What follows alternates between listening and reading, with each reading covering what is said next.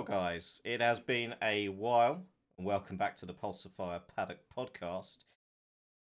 At the season's end, we've been away for a bit, mate. Mm.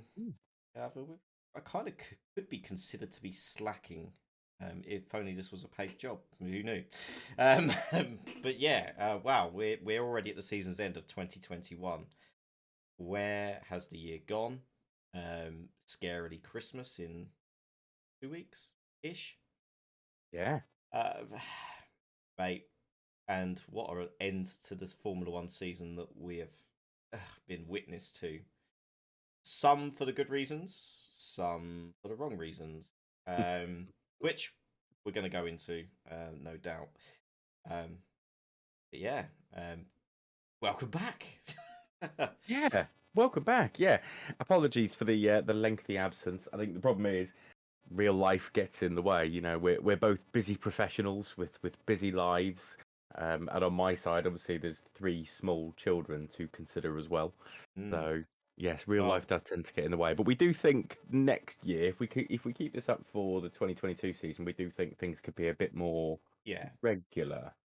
yeah. I think we should have a bit more structure in place. Yeah. All things going the right way. Um, So, look out for that.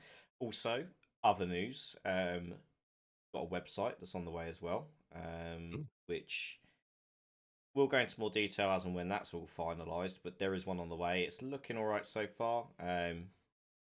We'll be sure to be posting up a video when that goes live. Get some more traffic going, and it's got options of the people being able to do guest columns and the like on there. So if that's something that interests you, then get in touch. And obviously, it gives us room as well for our own sort of creative freedoms of stuff that we want to focus on maybe as well. So yeah. Well, where did we leave off? We left off way back in Russia and Turkey, didn't we? I think we did. I think we are pretty much circuit of Americas Yeah, onwards, yeah, we which are. is interesting because we're going back to end of October, and my memory, I'm getting old now. I don't know if my memory's good enough to be able to remember back that far. I'm having to pull up the Wikipedia article to remember Oh how the hell that race went. well, well, there was so much going on, to be honest. I know the battle, obviously, the title battle got really spicy over a few races. Um, Crikey. Uh, Obviously, announcements made because obviously we were still waiting on a couple of seat confirmations as well at the time, namely surrounding Alfa Romeo. Yeah. Which obviously that's now confirmed. We can now obviously confirm, as you guys probably already well know, that Antonio Giovinazzi is also leaving Alfa Romeo. He's going across to Formula E to race for Dragon or something like that in Formula E. And obviously, Gang Yao Zhao, how you pronounce it? Got news out. Gang Yao Zhao, he's coming up into Formula One with his reported millions. Um, which, in fairness, looking at it, he's had a good season in Formula Two. It's not been, it's not been an awful season. It's not been a mediocre season. It's been a pretty decent season.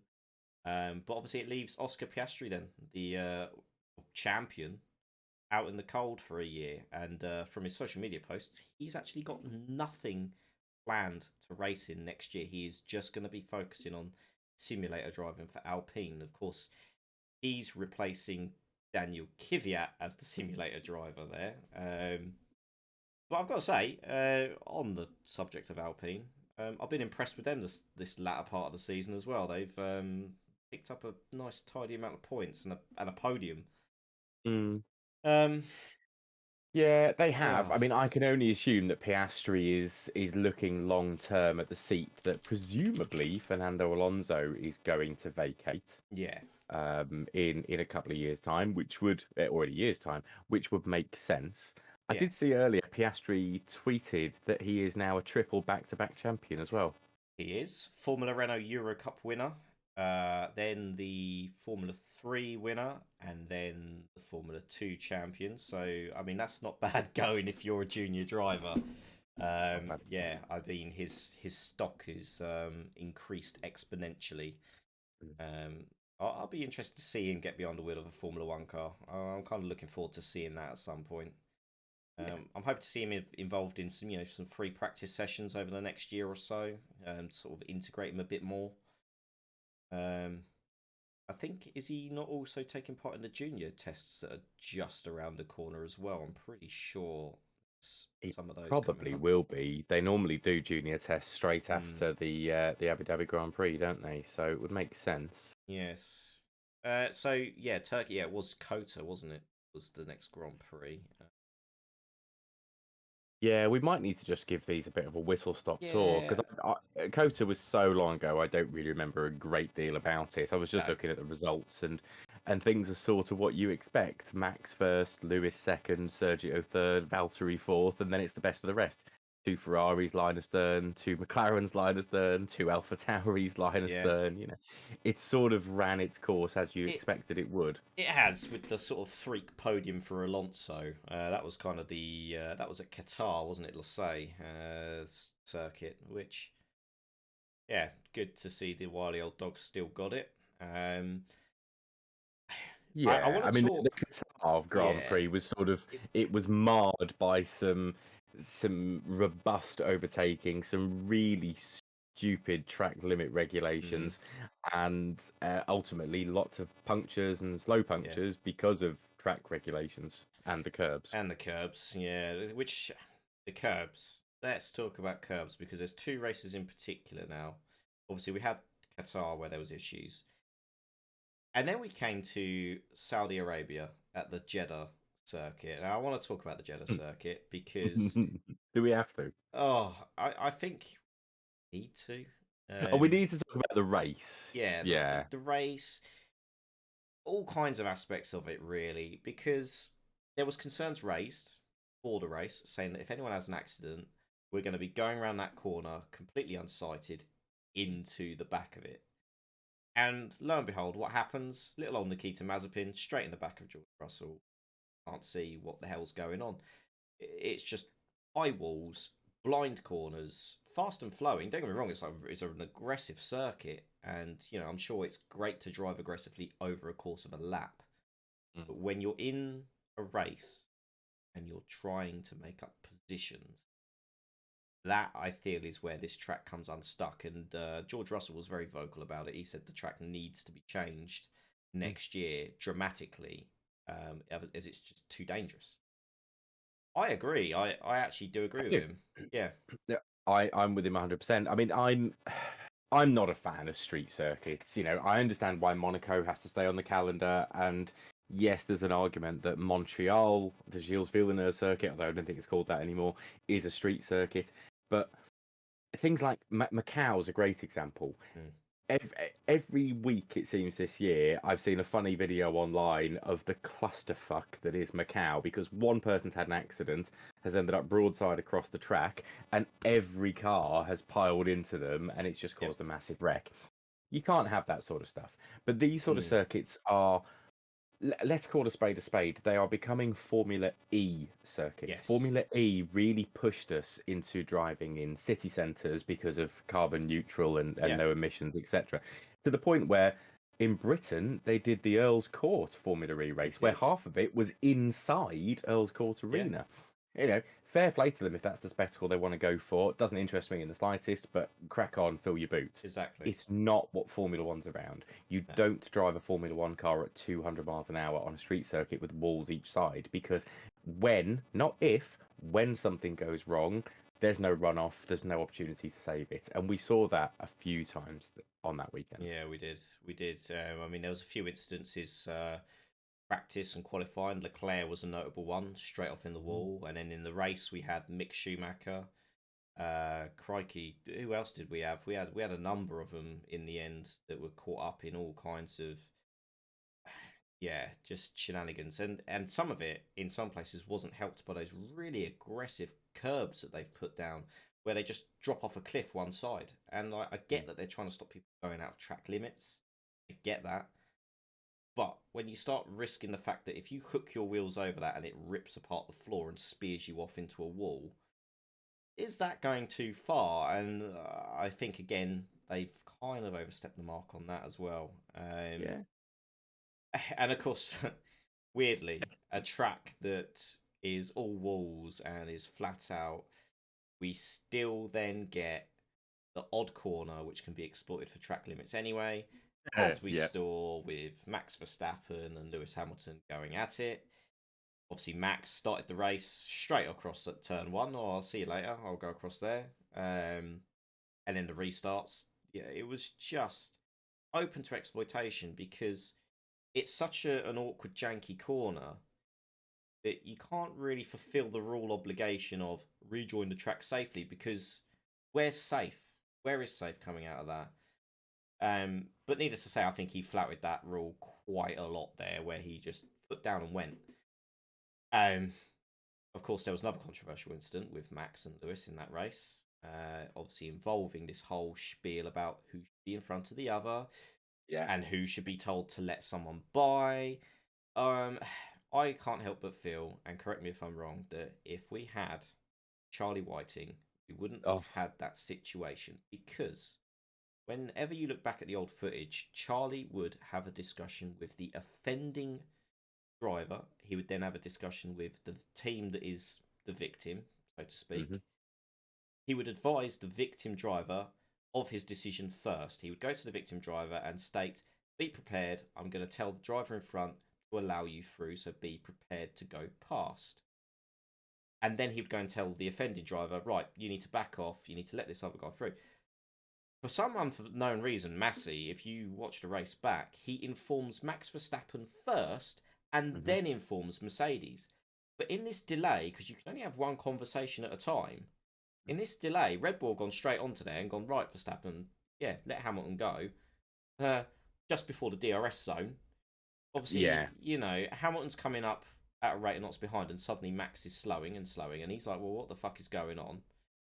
Generally confused because he's still getting the information from Mercedes because they're still having that conversation with Massey to certify this is what we're doing. It's a complete and utter misdirection here. Anyway, obviously, the data then showed that Max brake checked Lewis Hamilton. There was a substantial amount of braking force applied. Yes, and an amount of left-hand turn as well, because he wasn't. Because this is the other thing that the Max Lewis debate has become so heated, and people come down at either side of the fence. But if you look at the road positioning of Max Verstappen, he is just off center of the middle of the track, and actually you'll see him turn left before he slams on the anchors that final time, because there was 3 applications of the brake. It was the third one that was significant enough to measure an amount of G-force, and this was Gs. I mean, 2.9 Gs is a reasonable amount of force. You know, you'd struggle to pull 2.9 Gs braking force in your road car. Yeah. And this was all in aid of not being to make sure that no one was getting to the DRS line first. Alex Wirtz, I think you quoted this tweet to me as well. Alex Wirtz called it, in a situation like this, DRS should just be disabled for the next lap for those 2 cars alone, which would set a precedent. I've never seen DRS disabled for 1 or 2 cars. It's the whole field or not. Yeah. But it was ridiculous. It was absolutely ridiculous. And let's also not forget, it was just off the back of a couple of virtual safety cars and a full course safety car and a red flag and everything else that had happened. So if you see a car like Max Verstappen slow in the way that he did, because it was clear that wasn't mechanical, there's no smoke, there's no anything, it's just a car slowing in the middle of the track. I should imagine the first thing I would do is, if I was in Lewis's place, is slow down to match and be looking at my steering wheel going, why have I not got a message about VSC? Yeah, exactly. Yeah, because he was legitimately slowing down to the VSC sort of speeds. The thing that angered me more about it was, after the little jank to the left, the sharp braking, was the way that as soon as that contact happened, he fucking floored it and off he went. He was gone. He had no intention of slowing down and letting Lewis through. None. But obviously Helmut then made some bloody remarks that he usually does, whining and bitching, which I think Red Bull have tarnished this season with their way they've gone about things. Being unsportsmanlike. Yeah, very unsportsmanlike. And obviously Helmut then came back and retracted those statements because he was found out to be fucking wrong. And it kind of really set a precedent for how this last race of the season was going to go. Because it ended up being 3 wins on the bounce for Lewis to pull him back into title contention. And actually, for the first time since 1974, we went into the last race of the season with both of the lead drivers on even points. Obviously, the last ones to do it, Clay Regazzoni and Emerson Fittipaldi, which obviously Emerson was in attendance today as well at the race. He was there. There's loads of stuff I want to quickly come back on with that. First off, because you mentioned Emerson Fittipaldi, yes. and I don't think this is 100% due to the track layout and the issues we were talking about, but let's not forget that Enzo Fittipaldi has fractured his heel. Yes. Due to the accident where he drove into the back of Theo Porcher's stationary car. I was looking to see, actually, because I've seen lots from Enzo, but I haven't seen much in the way of condition of how Theo is doing. Theo was in the races this weekend. He was there. He was back behind the wheel. I did see him. Obviously, he was still posting, sort of really bigging up Enzo. Fair play. It was a horrific accident. It goes some way to showing the safety of the cars now. Obviously, the halo, again, to some degree helping, stopping a car from coming up the back of your face. It was horrific. Absolutely. And it just it was another one of those, though, on a street track, when you get someone who stalls on the grid, where'd you go? Because you've really only then got one side, and if that side of the grid's already occupied, you ain't getting through there. No, you're not. You're not at all. But the other thing I wanted to come back on was your comment about helmets, making those comments and retracting them. Equally, there's been comments made by Christian Horner that haven't been retracted. One that particularly got my goat was that he made a really obnoxious comment for this weekend that if Max had been driving Lewis's car, Lewis would have won the title. Max would have won the title races and races ago. So what I fail to understand about that is when you look at the current driver standings, and most people watching this will probably already know the result, but I won't give it away just yet. There are 205 points between Sergio Perez and Max Verstappen. So Sergio is miles behind where Max finished. There are a good 160 points between Lewis Hamilton and Valtteri Bottas. Both of these drivers, both Lewis and Max, have significantly outperformed qualified, experienced, very good, very fast teammates in the same machinery. I'm fed up of the argument of one car being significantly better than the other. Historically, Mercedes has been slightly faster in a straight line than everyone else, but equally, an Adrian Newey chassis is a wonderful thing, and historically, the Red Bull has been much better through the corners and had greater aerodynamics than everybody else. So it's been a bit of a 50-50. There are some tracks that favour one car more than the other, but we can't take away from the fact that Max and Lewis have been the cream of the crop, have been pushing each other so hard this year that they have left the rest of the field just destroyed them. And you can see that in most races. By the time the first pit stop comes, they've got a full pit stop's gap to be able to pit in, change tyres and get back out in the lead without losing a position. That's how fast they have been when their teammates in equal machinery have been so far behind. It's a very valid point, because I think, I just don't, I don't believe all this crap. I mean, obviously, I get where that sentiment of, one car, and so when they compare, I don't know, Lewis to Valtteri in the same team, there was that comparison always. Oh, well, Lewis always gets the the better parts and all that kind of stuff. Modern Formula One isn't like that now. It's not.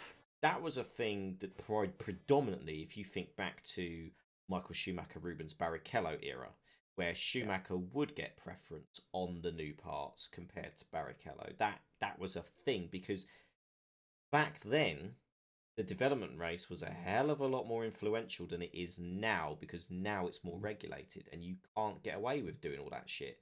But fucking hell, back in 2000 and late 90s, you'd start the season with one car and then revert to spec B for the next phase, and sometimes even a spec C car before the end of the season is out.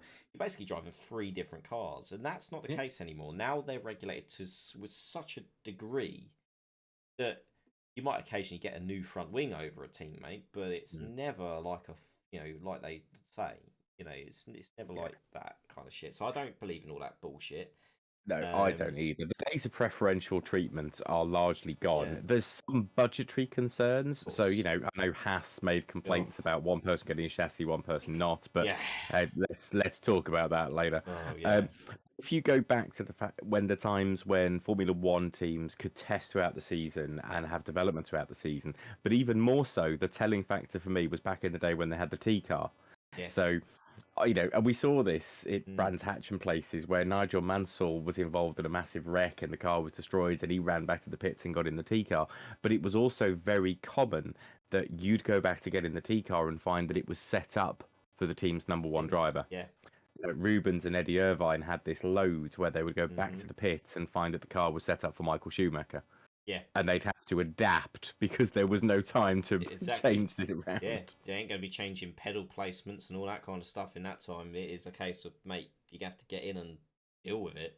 Yeah, is what it is. Um, but obviously, we're not allowed T cars now. That is another thing. That's another thing that's long gone. I mean, that got phased out years ago now. For those of you obviously that don't know about T cars, just go and have a little look at that. There's plenty of footage out there of drivers sprinting back. I think the iconic one that stands out for me, I don't know if you recall this, I think it's going to be around sort of 2000, 2001.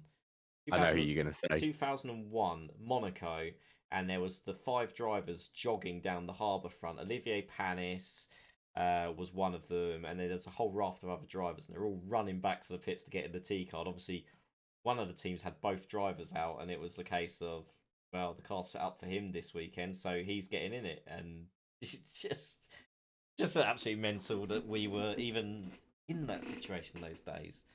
I remember seeing Montoya, his car Oh dying on God, the grid, being pushed back in, and then him running to get to the T Malaysia, car. And yeah, yeah, and I yeah. don't think he was he then pulled in after a few laps and disqualified from the race because he was too late getting into the T car. There was Yeah, so something there there. was something because by the time he had actually got into the T card, the grid was already forming up. So they had Mm. left it too late to make that decision of get out the car and get in the T car. If Williams had made that decision sooner, he would have been still in the race. Of course, the 2001 Malaysia Grand Prix was that one that was absolutely monsoon rain, and we had both arrows at one point running near the podium, which was just insane. And Jarno Trulli leading the race and spearing off at the hairpin into the gravel. Yeah, remember gravel? Yeah, don't see that anymore. Oh, Thanks to Reddit, if Reddit is hmm. to be believed, and I think it's generally fairly good. Yeah, it's generally Uh, good. 2008 Oh, was when T cars were banned. there you go. So Lewis Hamilton's championship year then. Yeah, so That's, Lewis would have known what it was like to have a T car yeah, in 2007 when he 2007. was driving with Alonso. Yeah. I mean, imagine that these days. Like, it sounds weird to say these days, but imagine having to go to a race weekend and prepare 3 cars. 3 cars. Imagine if you're Haas trying to prepare 3 cars. Or even, like, let's go back a few years. Imagine the likes of Caterham and Virgin Racing and that trying to prepare a third car on their budget. I They mean, just wouldn't have bothered. They just no. wouldn't have bothered. They would have left it with 2 cars and just thought, "How to sod it? If Yeah. a car fails, it's tough Yeah, shit." it's tough. Yeah, we ain't got the money for this shit. No. Um. So yeah, Jeddah was. I'm concerned because it's towards the front of the calendar next year, isn't it? Jeddah. They've actually moved it. Yeah, it's because it wasn't a completely finished track from a point of Yeah. view of infrastructure and around it, but the track itself is It's not. good. It's not fit for purpose. We said this last year when we saw the proposed track for Vietnam, and Yes. Jeddah for me is almost a lift and shift of what Vietnam was going to be, and we have found over the years modern tracks don't have the same racing ability as some Mm. of the classics. There's no way anyone would consider removing Silverstone, Monza, Spa, God, even bloody Monaco from the circuit, partly Wow. because Monaco brings in too much money. Spa's probably the most dangerous and therefore is most likely to go, and we know they're making changes to Eau Rouge after the Yes. excellence this year. But you can't remove some of these iconic tracks because they are what makes Formula One Mm. what it is. Yeah, they're Um, the purebred facilities. The history.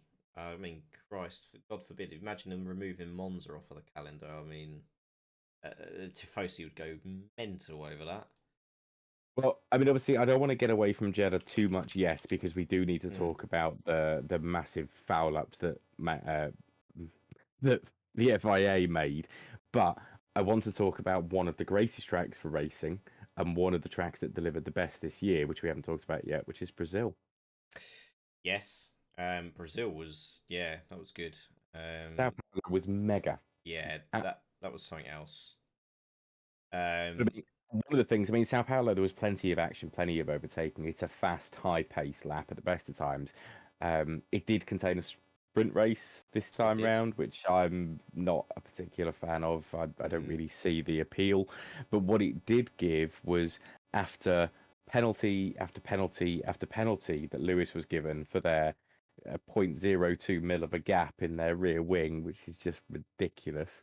It gave Lewis the opportunity to plough through the field in the sprint race and then still plough through the field in the race. So 25 places with the grid penalties, and that boy brought it home in first place. Yeah, the way he just, to be honest, that was for me. That was the proving point that people possibly saying, "Oh, Lewis losing interest now" and all that kind of stuff. No, he's not. He's not losing interest in the slightest. And for those that say he can't overtake, that there, I mean, lo and behold, going back and looking at his GP2 race in Turkey when he spun and came back through the field to finish second.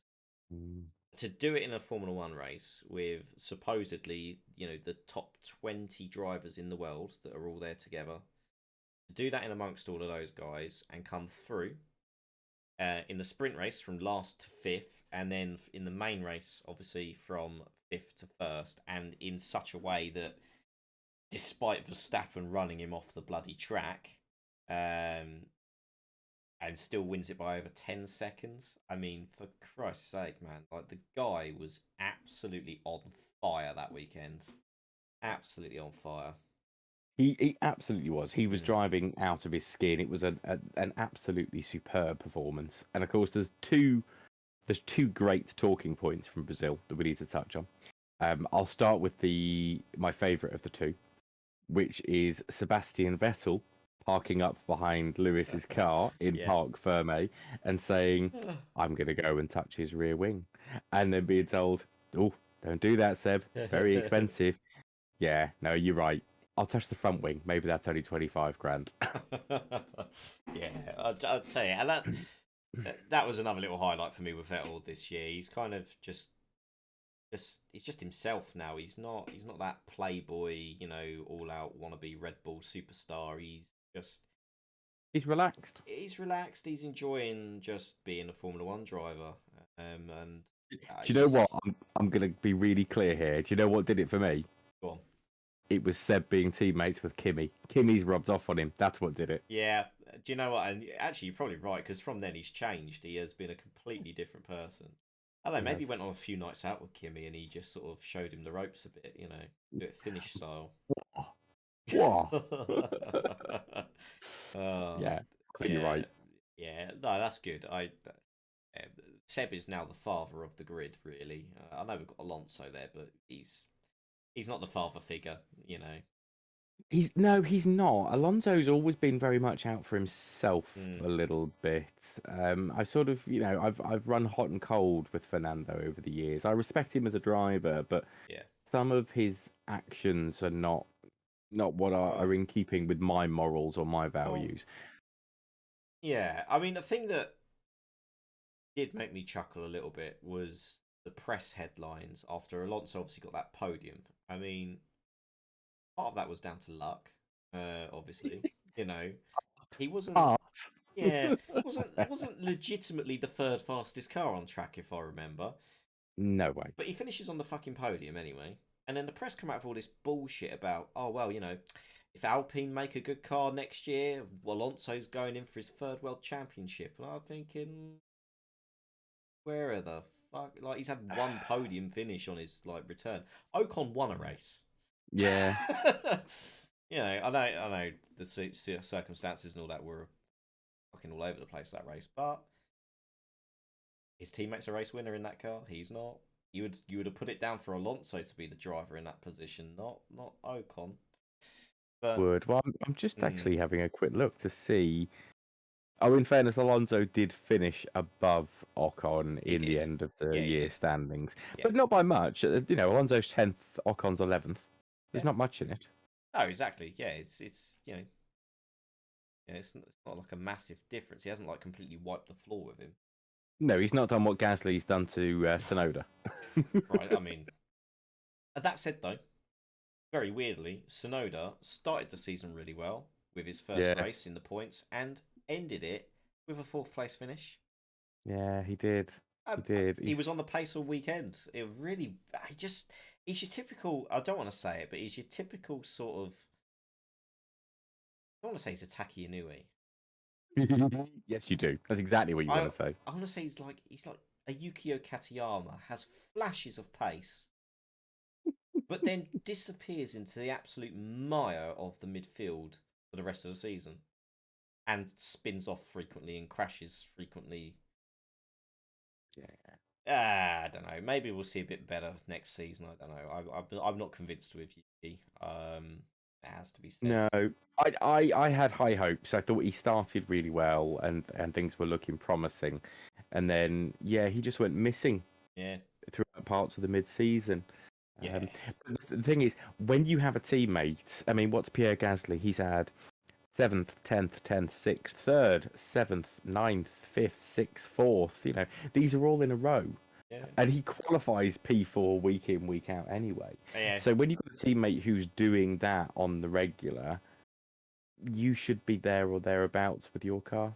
yeah. Well, I mean, on the subject of Pierre, obviously, you mentioned the qualifying P4. He qualified in the top 6 on 15 occasions this season in a 23 race calendar in a car you wouldn't ever put as being right up there in the mix. You'd think those slots would be filled with the McLarens, the Ferraris, maybe the Alpines. AlphaTauri was always kind of that lower midfield car, but he has done wonders and probably one of the most underrated drivers this season. I would say he's done a Oh, spectacular job for AlphaTauri.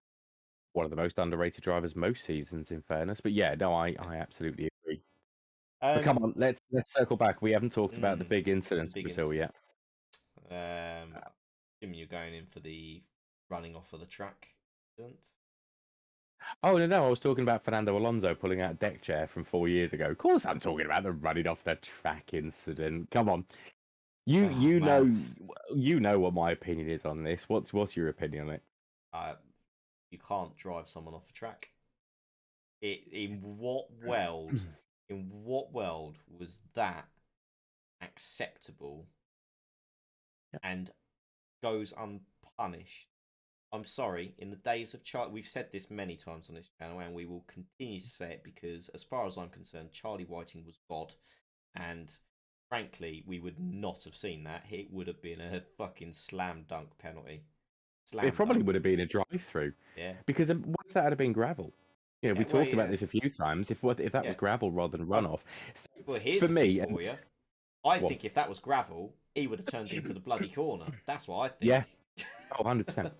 um, For me, because yeah, there is some confusion about this. If two cars are side by side going into the corner, and this car has the inside line, which is faster, this car is perfectly entitled to run this car out of road. That's not a problem. That's mm, not a problem at all. When you look at this Brazil corner, the cars went into the corner like this, and what Max did was consciously yeah, brake as late as he possibly could. Well, hmm later than he possibly could, to mean that he made it to the apex before Lewis, knowing he wouldn't make the corner, which caused Lewis to run off the track. That's not allowed. I mean, we see this in sim racing all the time. This yeah, is we do. lunging. You Yeah, can't do that. It is not a fair or legitimate overtake. It is bullshit, and it is how massive accidents happen. yeah, How it went unpunished is beyond me. yeah. Mercedes obviously tried to push that for a while, but we're on a hiding to nothing. hmm And then, of course, it continued on. We saw the same shit at Saudi Arabia. Same shit, They were a Saudi. bit Same closer shit with it. today. Same shit today. Yeah. Exact Well, same shit today. It's set a precedent now. it You has. But you this one cannot. Yeah, today, I really struggle with because we watch F1 on yeah, we Sky do. Sports, and the drivers that were commentating on Sky Sport about this were somewhat split. Hmm. Damon Hill and Nico Rosberg, both former world champions, Yes. thought it was fine. It was a bad move. It was fine that Lewis took to the runoff and everything Yeah. was okay. Jenson Button, another Formula One world champion and a former teammate to Lewis, thought it wasn't fine. But when you watch, because there was a helicopter replay of that corner, Yes. Max is 2 car lengths Yeah. Yeah. behind and just lunges it up there. There's absolutely no way he's making that No. corner. He barely turns it back at the last second and loses a significant amount of time in doing so. But where was the other car supposed to go? Exactly. You can't. At that point, I mean, Hamilton is trying to turn into that corner, and Yeah. then it suddenly sees this Red Bull side pod slamming up the inside. If he didn't turn out and shoot across that corner, then frankly, we would have had a massive pile up. Everyone would have been wiped out, and that would have been the title fight done, dusted there. Well, it would have been, and it would have Um, been dusted in Max's favour, Yeah. which is why he could afford to take the risk. I mean, okay, I think we're naturally moving into talking about this race, aren't we? We are, yeah. So Max obviously put himself in a really bad position from flat spotting his tyres. Hang on, I need to check how long have we been recording for. 36 minutes, right? I might put a timestamp in for the audio so people know when we're talking about today's race and once we finish catching up. Max made a really poor decision in qualifying too. I don't know why he felt it was necessary to go for the second run. I know Yeah. the track was evolving. I don't think it was necessary, but they did it anyway. And he flat spotted his tyres, which meant his only option was to go to the soft. Now, in theory, whilst the soft is not the better race tyre, he should have got off the line quicker Hmm. and he should have been quicker for the first 4 or 5 laps quite easily before the tyre deg started to kick in and the mediums might have been status quo. Yeah. Lewis, quicker reactions, got off the line quicker and was away. Max didn't have an answer to him No. on the soft tyre. So it actually, and what I see online is, oh, it would have been a different race anyway if Max had got in front. No, it fucking wouldn't. No. No, it wouldn't. No. Because all that would have happened is Lewis would have had to wait till lap 2 till DRS kicked in. As soon as DRS kicked in, he would have been well within a second because he was clearly the faster car. He just would have sailed past him with DRS, assuming there was no accident and Max didn't do something stupid because we saw the weaving of Max Verstappen again today, which Yep. really irks me. Just And that would have been it. Lewis would have disappeared off the road again. He just would have been a couple of laps further behind. It wouldn't have made a blind bit of difference. Lewis had the faster car today. He was the faster driver. He's the one who deserved the win. absolutely. No, I completely agree. Yeah. I was absolutely appalled, to be honest. I mean, the way, and you can see the difference. So I'm going to bring a bit of Jeddah back in. You can see the difference in how both of these drivers have handled this. Mhm. You've got the immature, albeit very talented Max Verstappen. He's not near his maturity yet. Whether he'll fully mature, I don't know. There's some serious question marks about that. And obviously Hamilton, which Hamilton's obviously had to adapt to being more aggressive just because of how aggressive Verstappen's been. Hmm. If you look at Jeddah, it's the same tactics again that have been used today with that very outlandish, I'm just going to lunge it into the apex of the corner. And whether you like it or not, I'm coming down here and just going for it, they should be clamping down on this because that's not overtaking. That's not, that's not a legitimate attempt at an overtake. You are basically flinging yourself up the inside and just basically praying then at that point that the other guy is going to see you. That's not racing. That is being big-headed and bone idle, and we've seen it go catastrophically wrong. When it goes wrong, it is horrendous. It is horrendous. I agree. And what this is going to do is with the FIA, quite happy to let this continue, and which we'll get on to race directors and stuff probably at some point in this because I've got a big gripe with this season.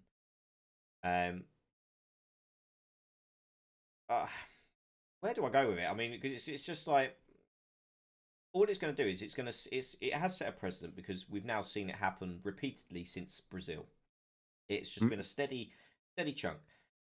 Well, if F1 are doing this, what does it say to the younger drivers that are going to be coming through? They're going to be, you see it in Forza lobbies. If people start chucking it down the inside, everyone starts chucking it down the inside, and you end up with an absolute clusterfuck. Is this the driving standard we want to be setting for the premier tier of motorsport in the world? Is this really the example we're going to be setting?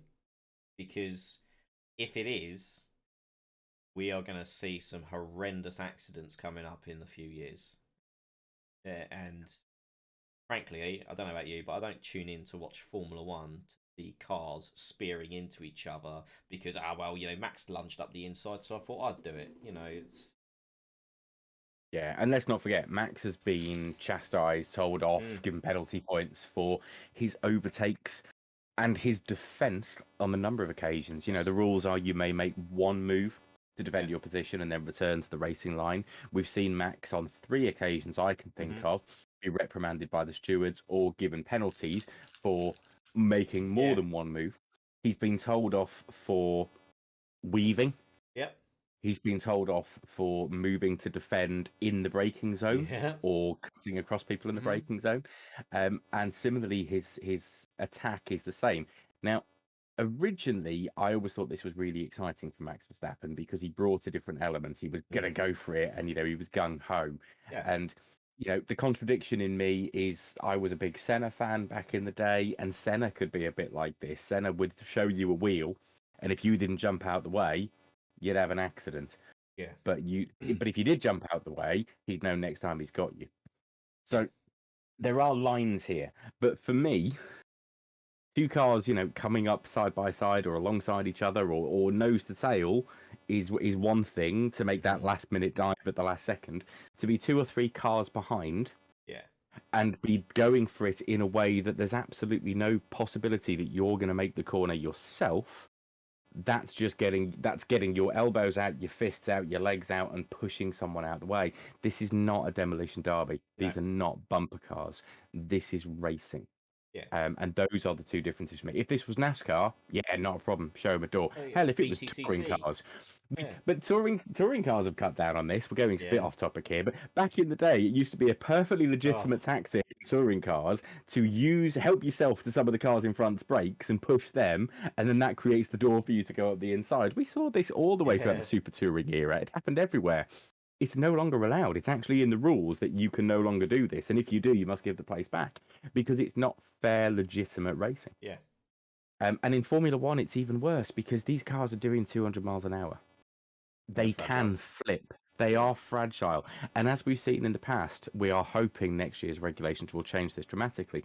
But as we've seen in the past, it only takes a little bit of damage to the floor, a little bit of aerodynamic damage, and that car's going nowhere. We saw it with Max in Hungary. It looked like a shark had taken a bite out the side of his car. Yeah. Where did he finish Hungary? In fact, I'm going to have to go and have a look now. Max Verstappen, Hungary. He finished P9. Yeah, exactly.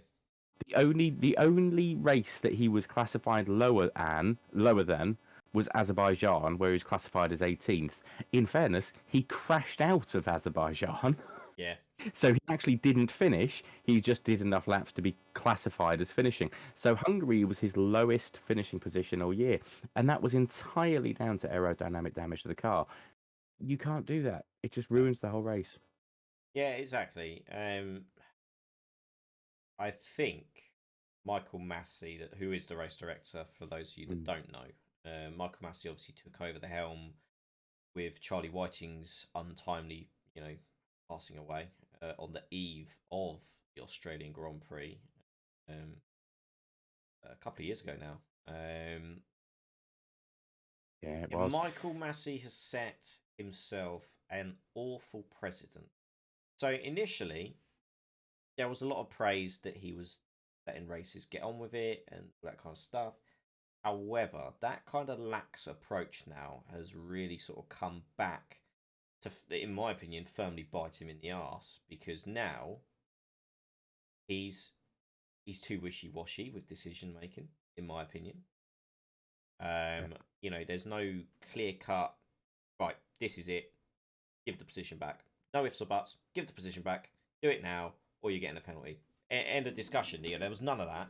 there was no minnaring over safety cars and virtual safety cars and all this kind of stuff. It was just clear cut, bang, bang, bang, bang, bang. Yeah. Now, Martin Brundle touched on this and said that Mr. Massey needs to surround himself with people like Charlie Whiting did. Charlie Whiting's right hand man was Herbie Blash. Herbie Blash had obviously been in the sport for an equal amount of time, but he was the trusted right hand man of Mr. Charlie Whiting. Obviously, Herbie has retired and has stepped away from Formula One. These guys were getting on. Let's be honest. They were getting on.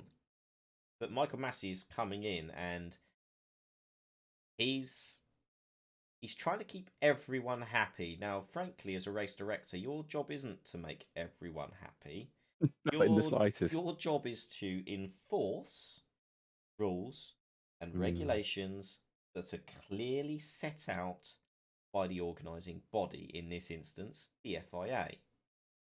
Now, I'm going to bring this into here today because this big talking point, obviously, the way that this Grand Prix has ended. Yeah. And it all stems from, and on this subject, actually, before I go into this, Nicholas Latifi obviously had a pretty big hit into the wall with his dirty tyres after the little battle with Mick Schumacher, getting run wide. There has been an obscene, and I mean obscene amount of abuse from Lewis Hamilton fans to Nicholas Latifi and all of his social medias. Just fucking stop. Just stop it. We've said it before throughout the season for this shit. Just stop. There's no need for it. All right. It was quite clearly a racing incident. It was nothing to do with the fact he was helping out X, Y, Z and all these conspiracy bullshit theories. He's had a fucking accident, and thankfully he's got out all right. Unfortunately, he's had the accident in a really fucking dangerous place where there is no opportunity for it to be, whatever it was going to be, safety card and all that kind of stuff. But guys, just don't be sharing hate. We're in a day and age where we're meant to be cracking down on this. Yeah, absolutely. The whole Be Kind movement. But we were discussing, weren't we, throughout this race? We were having some discussions throughout this race, and the stewards and race directing inconsistencies continued. I think that's the only way we can really describe it. I mean, I would describe it a little bit more bluntly, and I would say that the race result here was determined by the FIA, not by the drivers. And you know what? That's not even my opinion. That's the opinion of Christian Horner, because Christian Horner said we need a miracle from the racing gods in order to do anything here. Well, that miracle came, and part of it you pushed for, Christian, because not only did the accident happen and the safety car came in, you got on your high horse and started saying to race control that they needed to let lap cars go and they needed to do this, that, and the other. Mercedes were notably very quiet at that point. I've seen people talking about the fact that Toto had been saying we don't need a safety car, but that's bullshit, because for those of us that watched the race, Toto Wolff said that about 20 laps earlier. Yeah, it was a separate incident. Separate incident. Yes. Yep. It was... Oh, was it when George Russell retired? There was something, but the car was well... Giovinazzi. Yeah. With his car was well problems. off the track. Wasn't a danger. Just need to roll it back. That's all. It did, exactly. So yeah, people are already starting to take that out of context in social media, and that really annoys me. So that wasn't what Toto said. In fact, there was no Mercedes team radio that I'd heard at all.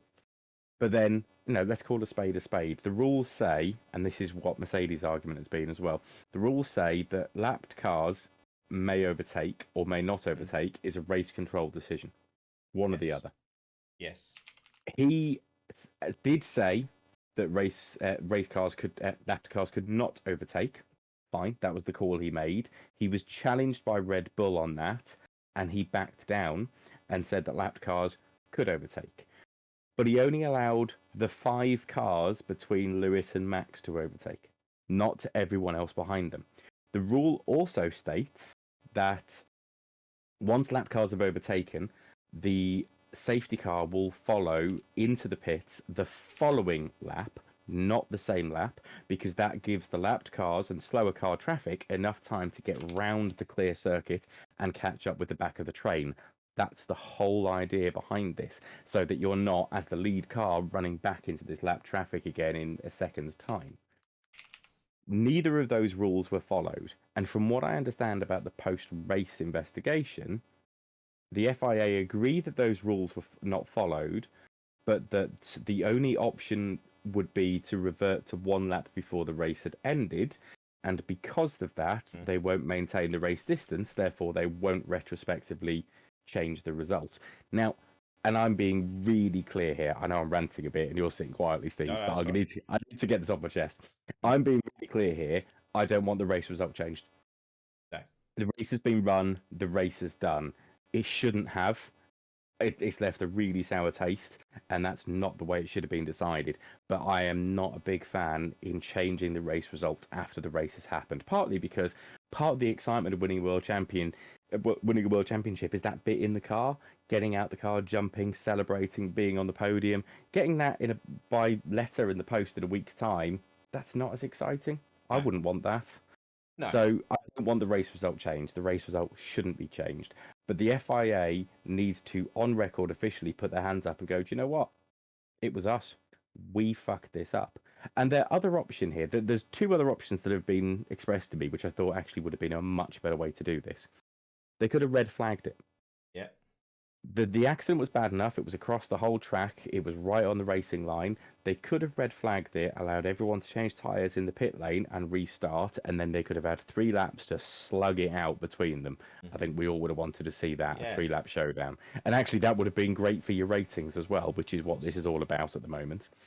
The other option is they should have just let it finish under the safety car. Yeah. Because Which has happened before. It's happened before. Of course it has. But those, or the other option is don't let the lap cars pass and restart the race. But those options could have happened, and it wouldn't have been the FIA dictating the race result. What they actually did was they went against their own rules, their own guidelines, their own policies, because they wanted a 1-lap finale because it's great for viewerships and ratings. But at that point, it was a complete mismatch. Lewis's hard tyres had done, 38 laps? 30 odd laps. Max was on soft tyres that had done 2 laps. I mean, that's David and Goliath at that point. Lewis was toothless to defend. It was pointless. And even being toothless to defend, we still saw Max weaving like a motherfucker down those straights. We did. Yeah, this race was this for me. If I was Toto, I'd be dotting mad. But for me, this is the race that would turn me off from Formula One. I question whether I want to be a fan of a sport that can allow this kind of hypocrisy to creep in. But if I was Mercedes, I'd also be questioning whether I want to continue my involvement in it. They might have already developed a car for next year, and maybe they'll decide to be in next year. But maybe Mercedes go, do you know what?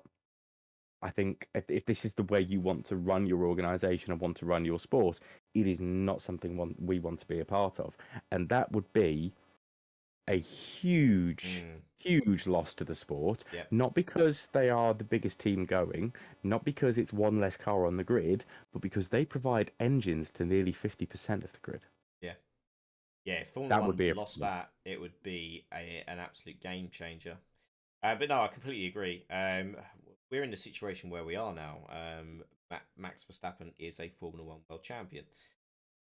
It hasn't been done the right way. It hasn't been gone about the right way. And you know what?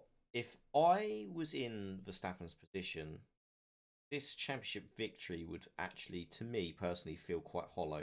It would be tarnished. What the ones I would feel legitimately good about is winning it on track without all of this fucking drama. Because I'll read out the article, the conclusions of the stewards, which was posted by Rachel Brooks, obviously the Sky Sports presenter, who she does bits and pieces for F1. She was there again this weekend. So she was obviously, as they do, has been provided this. So the stewards consider that the protest is admissible based on everything that had been put forward. So having considered the various statements made by the parties, the stewards determined the following. Okay. So, the Article 15.3 of the sporting regulations allows the race director to control the use of the safety car. That's never been Yeah. questioned. We have never had that questioned. That's not a problem. No, it needed a safety Yeah, car it or did. something. You Yes. couldn't continue the race with Latifi's car there.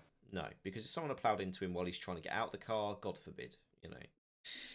So, which in their determination includes its deployment and withdrawal. That's fine. Send it out, send it back in, whatever. They also then go on to say that although Article 48.12 of the sporting regulations may not have been fully applied, this is the allowing of lapped vehicles past the lead. So, may not have been fully applied in relation to the safety car returning to the pits at the end of the following lap, which is what we were all pointed out. Article 48.13 apparently overrides this, and once that message has been sent, which declares safety car in this lap, that overrides the rule of allowing lapped cars to catch up to the back of the pack. Very contradictory. It is mandatory then at that point, once you have declared that the safety car must be pulled in at the end of the lap that declaration has been made. Now, surely, if the hazard is still present, they could extend that. Well, in theory, or if a hazard was created. The thing is, what I don't get is they say it overrides that. So why has it never been done before?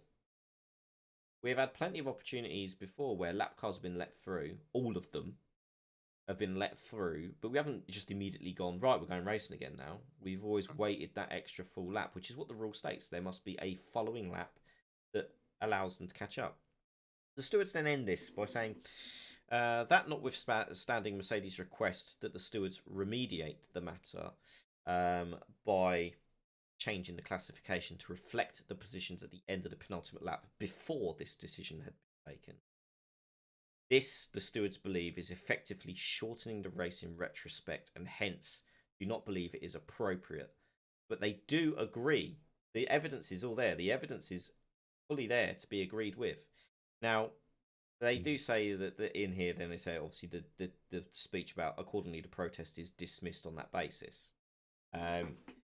Obviously, if you have got Mercedes AMG F1 on Twitter, you'll see that they have announced they are appealing the decision and it is going to the next stage. They had 72 hours, I think, to lodge that appeal, and they said as soon as they left the stewards that they would. Yeah, so that has formally been done. That's been confirmed on their social medias that has been put in. Obviously, the FIA have kind of... There is potential that this could get out of hand, obviously. Yeah, could get very messy. It could get messy because the stewards have effectively confirmed in the announcement that they agree with the evidence that's been put forward by Mercedes. Just that they, as the stewards, are not willing to wind the race lap back a lap. Yeah. That doesn't say that it's impossible to wind it back a lap. That just says that the steward panel for that event will not do that. Well, there is a precedent for this. You go back a lap. Let's say it's not a complete. Well, I mean, 75% is what they'll consider full race distance.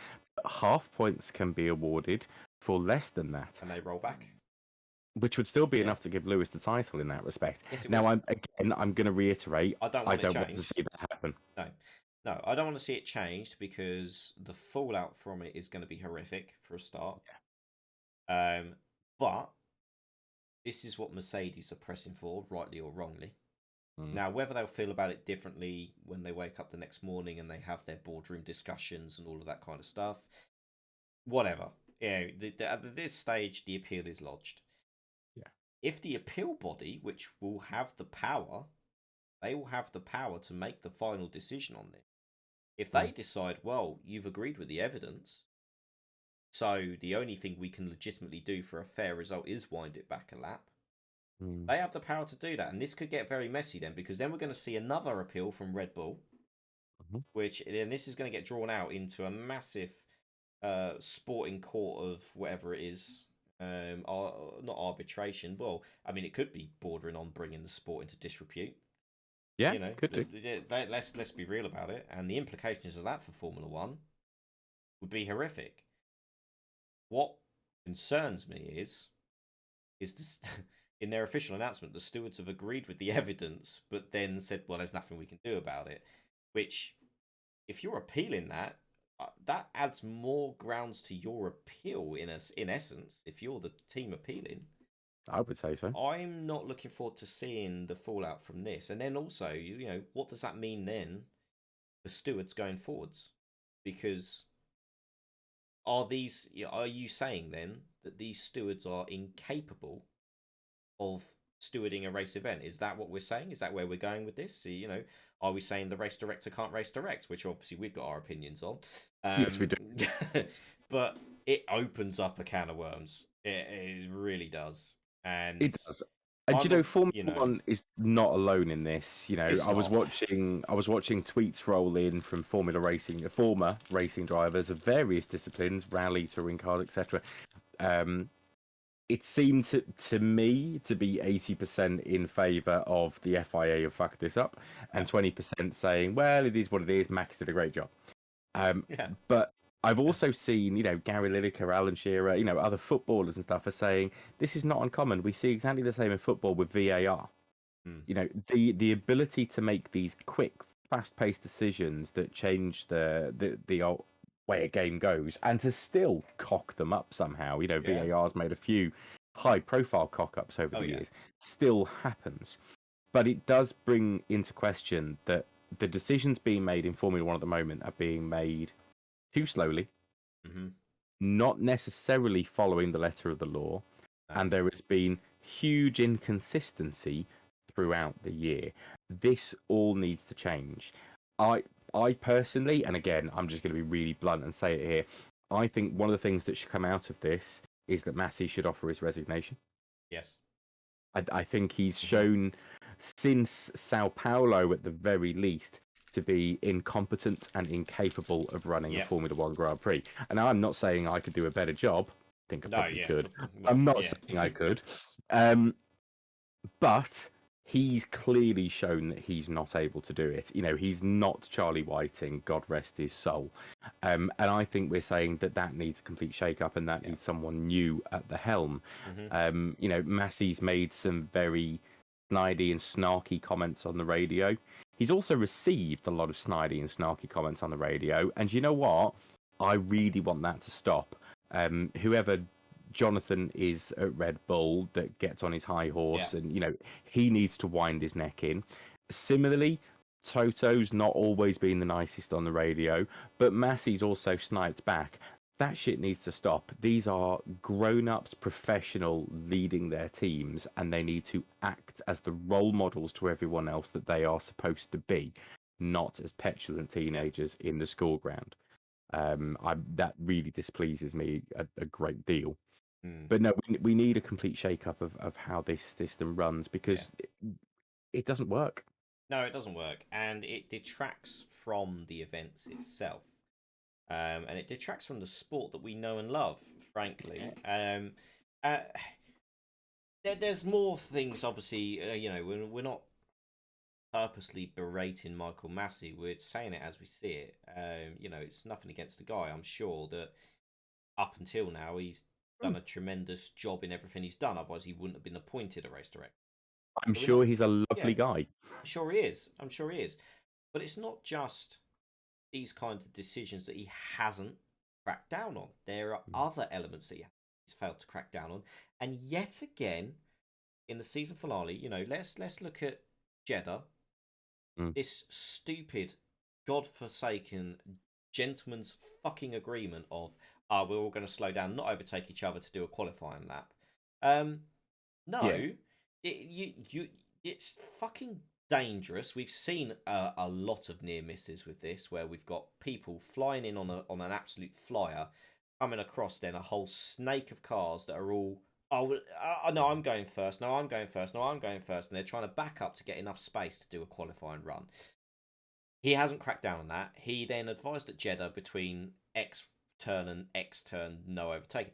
No slowing down and all this bullshit. What he didn't say is, though, what was really weird about that is the slowing down, the corners, he didn't put the last corner in that thing. So obviously they've got out of the literal corner that he said no slowing down, and then just gone, right, slow it down. Slow down here. Yeah. And Max Verstappen had a near miss with the Cure cars. He come flying around there and cars all over the place. Mm. We then saw it again here at Abu Dhabi with a number of drivers missing out on getting a lap in Q3 in the end. Because they're all out there again doing this slowing down bullshit. Frankly, I didn't see people taking this amount of liberty when Charlie Whiting was race director. That they wouldn't have dared. They wouldn't know. And, I'm not saying, and I think a lot of this also falls on the teams, to show the level of respect to the race director. But Charlie did have an inherent amount of respect due to the amount of time he'd been in the Formula One paddock. And the fact of you knew exactly where you stood with him. There was none of that grey, shady ground. I mean, you saw it when he held driver briefings before the race events.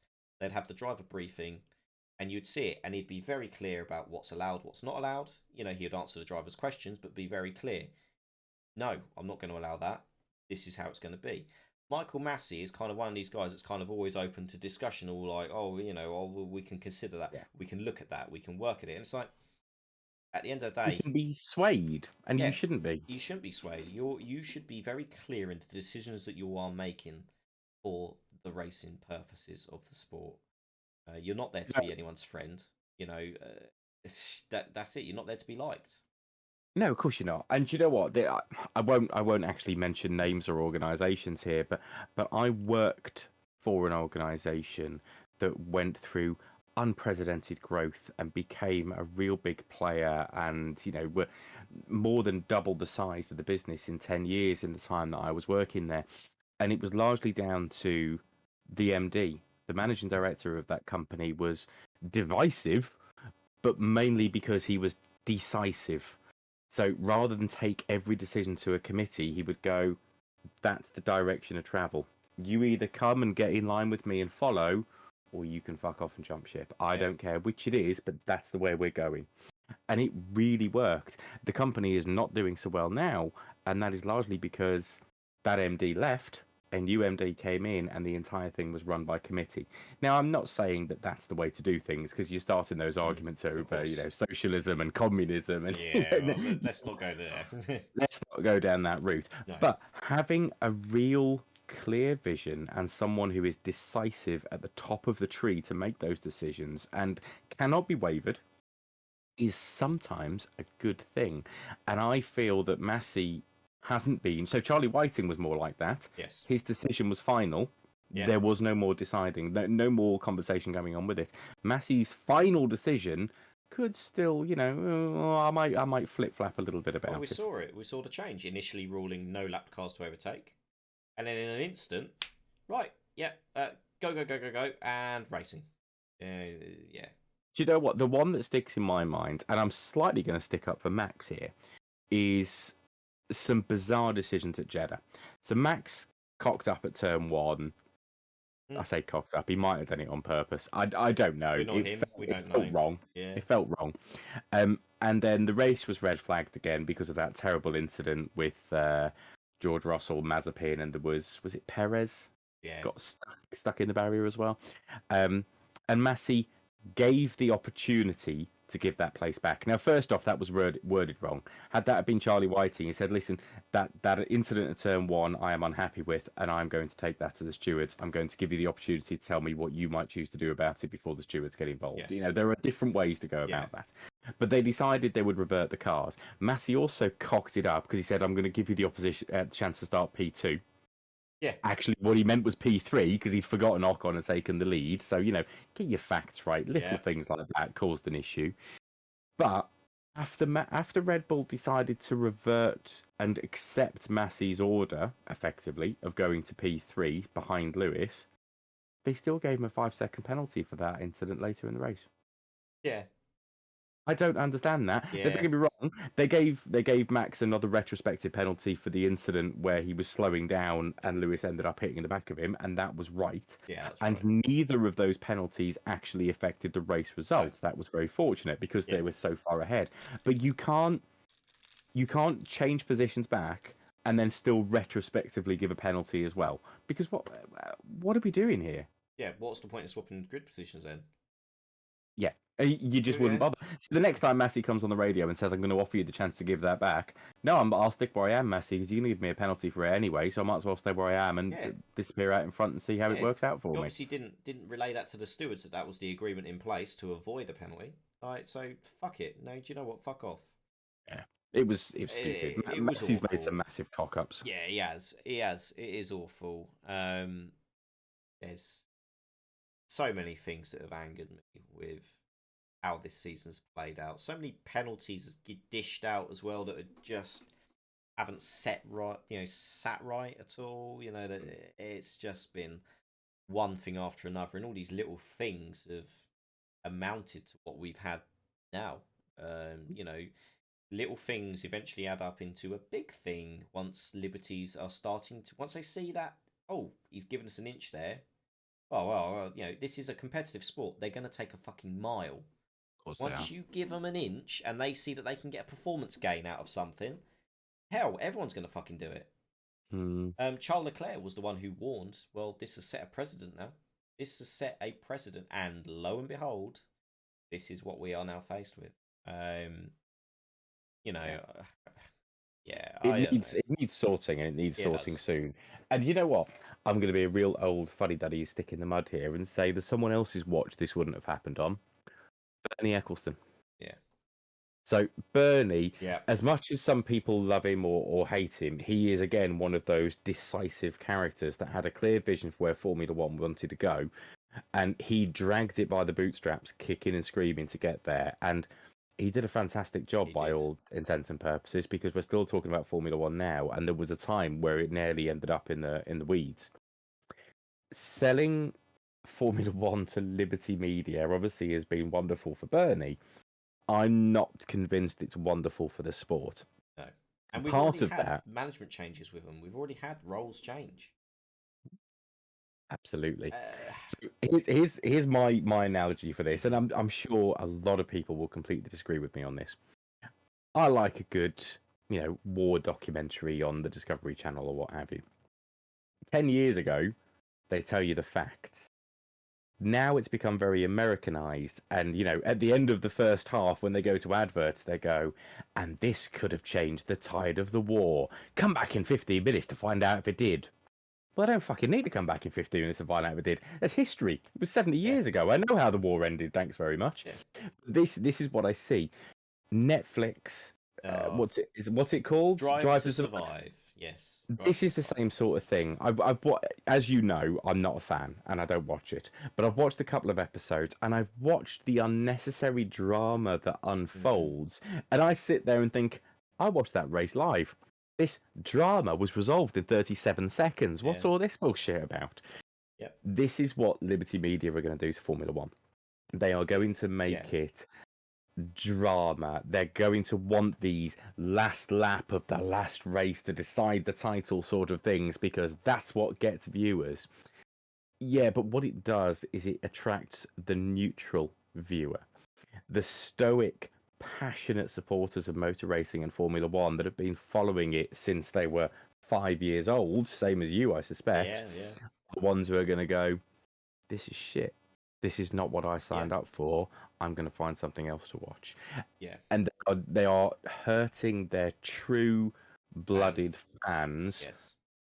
to try and gain a more popular audience, who will be a fleeting audience. We see this with any TV program. They have peaks and they have troughs, because people will flock to it and then they'll go, "Oh, I'm bored of that now, on to the next thing." Yeah. But by that point, once all the true fans have gone and all the fair weather fans have gone, there'll be no fucker left to watch it. So Yeah. they need to be very careful. But yeah, wouldn't have happened when Bernie was around, because he wouldn't have let it happen. No, exactly. Yeah, he was very clear on everything that he would do under his stewardship. Yeah. But yeah, the Drive to Survive stuff is also is something that grinds my gears, because they will take team radio from one race and use it to overlay on another race, and it's all out of sync. And it's like, well, I watched this live, and that team radio was from the USA. That was not from Catalonia in Spain, And they just kind of big up this drama that was never there, And I, I'm not been such a fan of Max this season, but fair play to him for this season. He turned around and said, "I am not going to be part of Drive to Survive this season because I don't need the unnecessary drama that doesn't exist." Yeah, And to be absolutely. honest, given how this season's been, I don't think you would need to fucking do the over drama. There has been plenty of it in Formula One, you know. Hasn't they just? So And part of me is dreading now to see what this new series is going to be like, because oh, yeah, you can fill me in, mate, because I'm not going to go anywhere near it. But uh, I've been very critical of a lot of Max's actions this year. I've been very critical of a lot of Christian Horner's actions this year as well, and Helmut Marko's. Now I still stand by those. yes, They've not covered themselves in glory, and they've not been the professionals that they should have been. And Max has certainly had some very bad moments. But what I am going to say is Max didn't put a foot wrong today. no, There was that lap one incident where he went for it, and yeah, there was some weaving on the straight which was unnecessary. But aside from that, he ran a good, clean race, and he put his heart and soul into it, and he did his best. What let down this race today was not Lewis, was not Max, was purely the FIA. yeah. It wasn't the teams. Let's get that straight as well. It wasn't any of that. The overriding feeling, I think, from the majority of true fans, I'm going to say true fans because I see a lot of these fair weather fanboys and all that kind of stuff, and I'm not into all this. Obviously, yeah, have your favourite drivers, but be able to have a mature discussion about things. I mean, Christ, we somehow manage it. I don't know how, Yeah. but people were just. I think was it Carlos Sainz. I think Carlos Sainz mentioned it. It's become very polarized. You're either Hamilton camp or you're Max camp, and there's no in between, and you can be at each other's throats, and it's kind of taken away from everything else. Yeah, they haven't been like no one's been angels this season, not a single one. But the FIA have a lot to answer to, as do Liberty Media. Um, they are responsible for Formula One now. Yeah. Whereas they've now got 10 different people doing the jobs that one man used to do. I think that says a lot about Bernie and how he went about things. And it's not been the same. No, it So really hasn't. I It I really hasn't. I just was left with a bad taste in my mouth after this race. It was so intense through the opening part of the race, and it was one of those. It was like I can't believe what I'm witnessing here. Like it was edge of the seat stuff. I it just couldn't make it up. And for it to end how it has, it's just very sour, very very sour. And uh, I guess the only way is up from here. Next season, new regulations. It's kind of a fresh start. I'm looking forward to next Um, season. I am. One Yeah. thing that's killed me about these modern Formula One cars, and we've heard it from all the drivers, is how difficult it is to follow. Yes. Um, and that's no good because actually, let's face it, DRS was introduced because the slipstream was no longer effective because you Hmm. couldn't follow closely enough to a car Yeah. for the rest of the track. Yeah.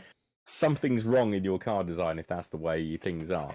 Yeah. And again, having just that tiniest little bit of a wing canard knocked off by a small accident or going over a Yeah. curb That's too it. hard, that's it. Your race is done because you Hmm. don't have the aerodynamic properties you need.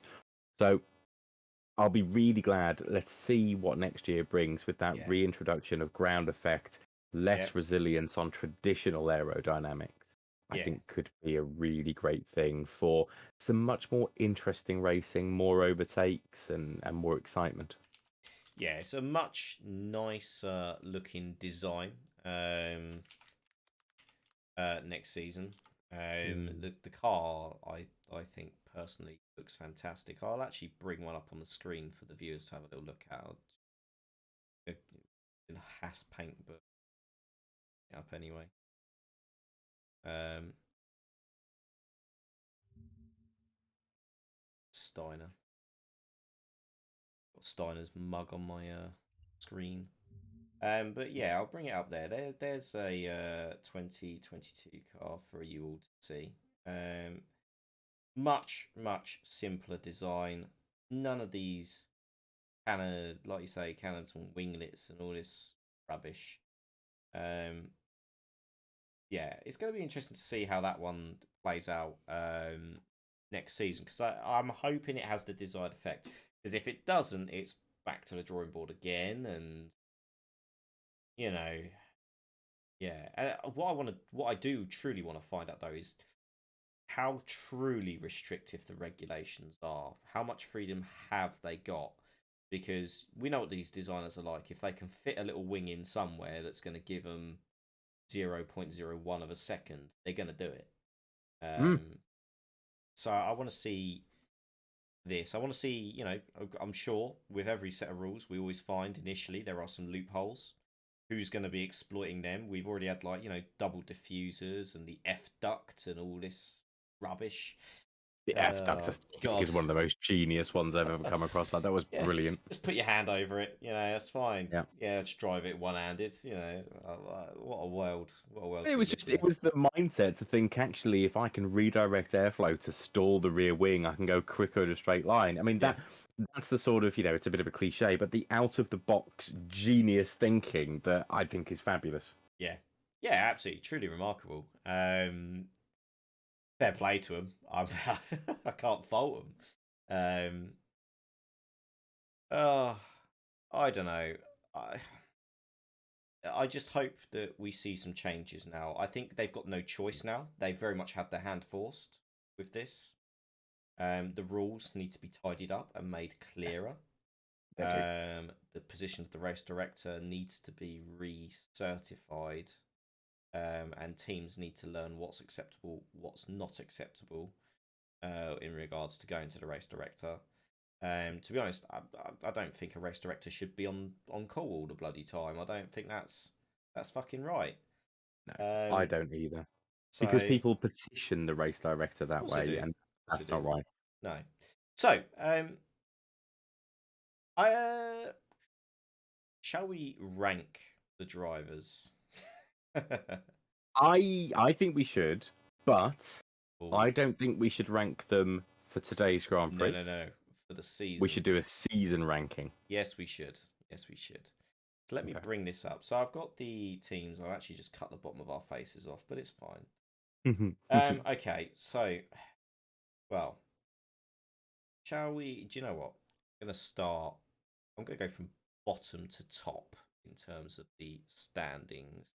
Oh, yeah, bring it on. Okay. So obviously, right at the bottom, Nikita Mazepin. Abysmal. Yeah, shocking. Absolute disgrace. Where is he on my list? Oh, there he is. Oh no, is it broken? I think my tier list is broken. Hang on, I'll load up the other one.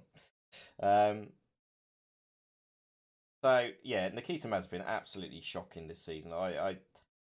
And then to miss the last race, of course, which we haven't actually mentioned. He misses the last race through COVID.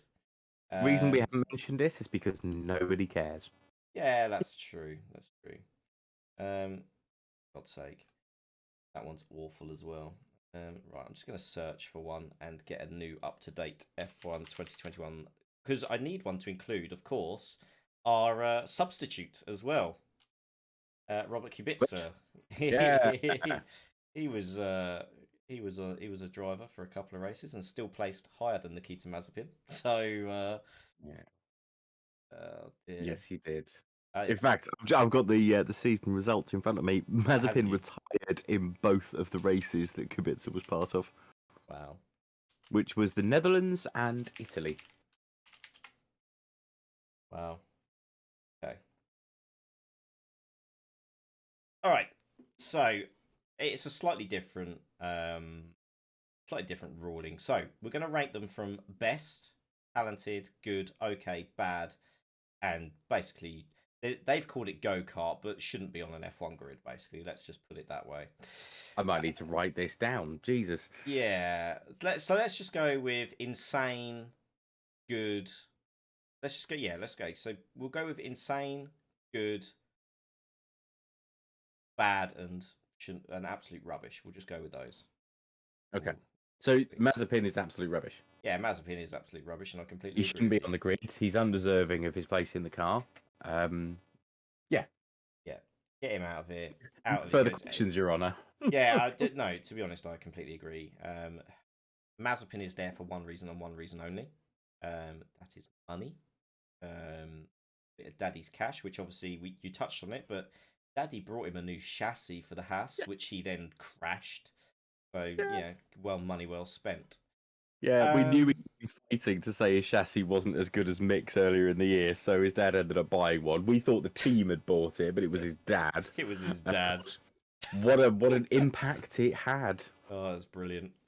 I'll come to Robert Kubica. I don't actually have an image of him. They haven't included him. But Robert Kubica, he made 2 appearances, finished 15th and 14th, which, when you look at Giovinazzi's results... Yeah, he was 1 place behind Gio in both occasions. Yeah. I still think that's okay. I've got a lot of love for Robert Kubica. He's a good driver, and he's driving with what would be a life-changing or life-defining injury for some people. The fact that he can even get back in a Formula One car and drive it on the pace that he is, I think, is absolutely outstanding. So I can't find a bad word to say about the man, really. No, and fair play to him, and also, of course, special mention that he took the LMP2 title as well this season. So Did he? Yes, he did. Yeah, I didn't know that. yeah, Good on him. he is a champion again. So should have been a Formula One world champion. He was in the wings to be a Formula One world champion in the future. He was, and I feel we've missed out on that. Okay, let's come to Nikita Mazepin's teammate then, Mick. Best result for Haas this season, a P12 finish at Hungary, and 14th today. So I think Mick's had a good year. Yeah. I think Mick's had a good year because that car is clearly dire. There are times when he would have been better in the medical car or the safety car than he would have been in the Haas. It's not a competitive car at all. But he's taken the fight to Nick Latifi. He's had some good tussles. Equally, he's not necessarily been in the way. He's got out the way of blue flags as much as possible. Yes, he stuck it in the barrier a couple of times. But you know what? All the best drivers on the grid have stuck it in the barrier a few times because you never know where the limit is until you overstep it and go into the barrier. And if you don't know where that limit is, you never know how far to push. So, yeah, I think Mick's had a good year. Yeah, I would agree. I think he really showed his talents at Hungary with that really mixed up race. When, for a few laps now, he was proper sticking it out and going wheel to wheel with some of the best on the grid. Good race. And today, more than on the pace of the Williams boys. He was right in the mix with them, which for a car that has been woeful all season is refreshing to see. So we're going to come to another man then that's leaving the sport, Mr. Antonio Giovinazzi. I'm not a fan. No, I'm not a fan. 2 points finishes all season, 3 points compared to Kimi's 10. Yeah, that has to go down as poor. It has to go down as some form of underperformance. I think he could have done better. The car's clearly not as good as it has been in previous years. I get that. Yeah. But it felt like nothing from Gio. I'm personally am not going to miss him on the grid. No, and I think it's fair to say neither am I. I did a quick tally with my other half the other day, and I tallied up that he's only had like 8 points finishes in his career out of 60 odd races entered or something ridiculous like that. And given how the Alfa Romeo was in his first year, he should have been doing a lot better because Kimi was challenging the top 5 on occasion. Yeah, absolutely. Next man on the list then in championship order is going to be Mr. Nicholas Latifi in the Williams. The only man to outqualify George Russell, and he done it again today for a second time. Saturday. His race didn't go so well today, but then Williams had an absolute shocker. But he was off the pace all race long, Latifi. Pace on Saturday, but no pace on Sunday. Yeah, I mean, Latifi has looked much better for me this year than he has in previous years. Yeah, he had a good running in Hungary. He had a good running in Belgium, which is what got him the 7 points. But, I mean, where's he? Latifi finished 17th. He's a couple of places behind George. it's an average drive in a poor car. I'm still not bowled over by Nick No, Latifi. I think next season is his proving year. He hasn't got the free ride next year. And to be honest, it's not exactly he's got like a weak teammate coming in. He's got Alex Albon coming in next to him. Obviously Albon I know struggled, but he was consistent. Yeah. Um, I'll be very surprised because Williams would be looking to him with the couple of years under his belt now to be the more senior driver of that lineup. Um, yeah, let's wait and see on Latifi next year. Let's see the order of the cars next year. That's going to be a Yeah. better way to start. So just ahead of Latifi, then Mr. Kimi Raikkonen, 16th in the driver standings in his final year. Kimi. So I kind of want to give Kimi 2 scores. Okay. I think part of me says it was an average to good season. He was okay. He got involved in a few tussles. I think he was third in the list of most overtakes all season. He was. He did good. But I also want to give him an outstanding for an amazing career, for years of competitive driving at the top level, for being a world champion and just an all-round superstar. He's now officially got the most Formula One starts of anyone, I think, hasn't he, Kimi? He has. That record will be surpassed next season by Fernando Alonso at the 2/3 point of the calendar. But yeah, for now, Kimi is the record holder, of course. He originally superseded Mr. Rubens Barrichello, who had the former record. But yeah, Alonso's got another full year of another 23 races, so record's probably going to slip by him. But 100 odd podiums, 21 race wins, numerous fastest laps and pole positions. Driven for Ferrari twice. Oh, exactly. He's done 8 years for Ferrari, done 6 years with McLaren. I mean, the man is a legend, absolute legend, and he always will be. I'm gonna chuck. I don't know. I'm gonna chuck Kimi in up there. Fuck it. We'll give him a legendary rating because of it's his final season. Then come to an end. Right. So Kimi's in the legends. Right. So ahead of Kimi is Mr. Saturday himself, George Russell. So my top scores for George would be, so is it outstanding and then good? Are those the top 2 levels I've got? Yeah, so you got insane, good, okay, poor, and then rubbish, basically. Okay, so I'm going to give George a good. I would have given him insane for dragging that Williams to second place at Belgium, but towards the end of the season, he's been nowhere again. And again, that could be the car. I don't know. But even in qualifying, Mr. Saturday hasn't shown up in qualifying a few times towards the end of the year. My gut tells me he's lost the love a little bit. Why is he desperately breaking his back every week to drag an uncompetitive car to somewhere it's never going to be when he's on the move to a much bigger and better team next year? Yeah, he's got the deal sealed now, hasn't he? Exactly. Yeah.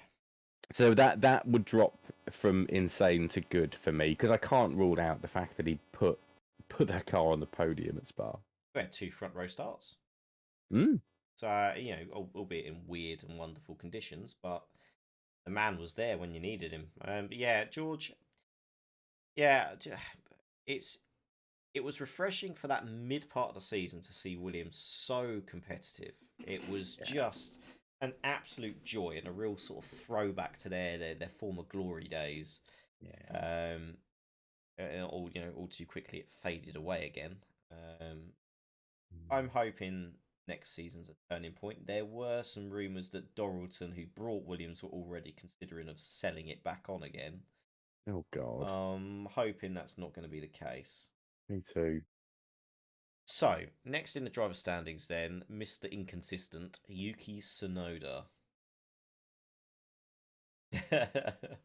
I'm actually going to say poor for me. Yeah.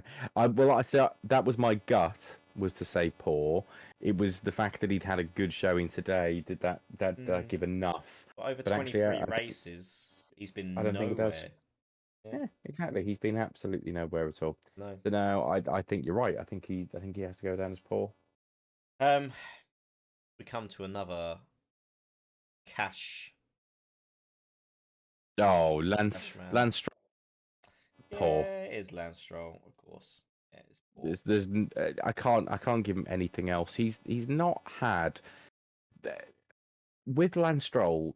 There is often the odd flash of there's something here, Mm-hmm. like him, Sergio at Istanbul last year. All of a sudden, it was like, hang on, the pink Mercedes is looking okay in the hands of Lance Stroll, but he's just been nowhere this year. He's had a few points finishes, but generally speaking, he's been outperformed by Seb. Yeah, I poor. Yeah. Well, Seb is the next man on the list, his teammate. So in the end, So Seb only gets an okay for me. He had a poor start to the season, then he started to pick it up significantly. But yeah, yeah, it was okay. yeah. Um, yeah, I'd agree. It's been hit and miss for Seb this season. Yeah. So next on the list then is the Hungarian Grand Prix winner, Esteban Ocon. For So he's had 14 points finishes out of 23 races. So this hurts me to say this because I do not particularly rate Esteban Ocon. I'm not a fan. Not a fan at all. And I haven't been ever since his first season before Alpine and Renault. I'm going to have to give him good Yeah. for consistently getting some good points finishes, for bringing that Alpine into a decent position throughout the year, for a race win, Yeah. and for finishing only 7 points behind his double world champion, more illustrious teammate. Yeah. Yeah, I'd agree. Yeah, he didn't get he didn't get wiped on the floor by Alonso this season, which is good to see. Hmm. Definitely, yeah. Alonso had 15 points finished, so he only had one more points finished than Ocon this season. Yeah, Alonso first season back. One, Okay. yeah, one podium to speak of. Expected more Yeah, from I Fernando think Alonso. I think people would have expected more from Fernando, especially given the situation where there was an opportunity to win a race. You would think Mm. Alonso, you wouldn't think Ocon, but that's the way it fell. Yeah, I think he's been okay. I'd struggle to give him anything more than an okay. I didn't think it was an Yeah, amazing season. no, no. Mm. Well, next on the list though is a man that I think we've spoken very highly of this season, the Frenchman Pierre Gasly, AlphaTauri. For me, the man has done wonders. I would actually be pushing him up towards insane levels here. Exactly where I'd want to be as well. He's what, 70, 80 points more than his teammate. Yeah. He's dragged that car into places it has absolutely no right to be. Hmm. Yeah, I think he's been outstanding all year. Yeah, I mean, because he even nabbed a podium back in Baku. Mhm. Yeah, the guy has been a machine this season for him, and long may that continue. I think he'll be, Red Bull. I know they're saying, oh, well, he's only going to have one more year because it's our junior car. Well, actually, it's a sister car now. I think you'd be stupid to lose him. Yeah, Um, yeah. I agree. Um, Daniel Ricciardo. Oh, Danny's been a Uh, bit of a disappointment this year. he has. He has. It was nice to see him win at Monza. He really He looked on was. form that weekend. He was great that weekend. Yeah. And then he followed that up with a fourth place in Russia as well, which was, seemingly really good. And then faded again. Um, Yeah.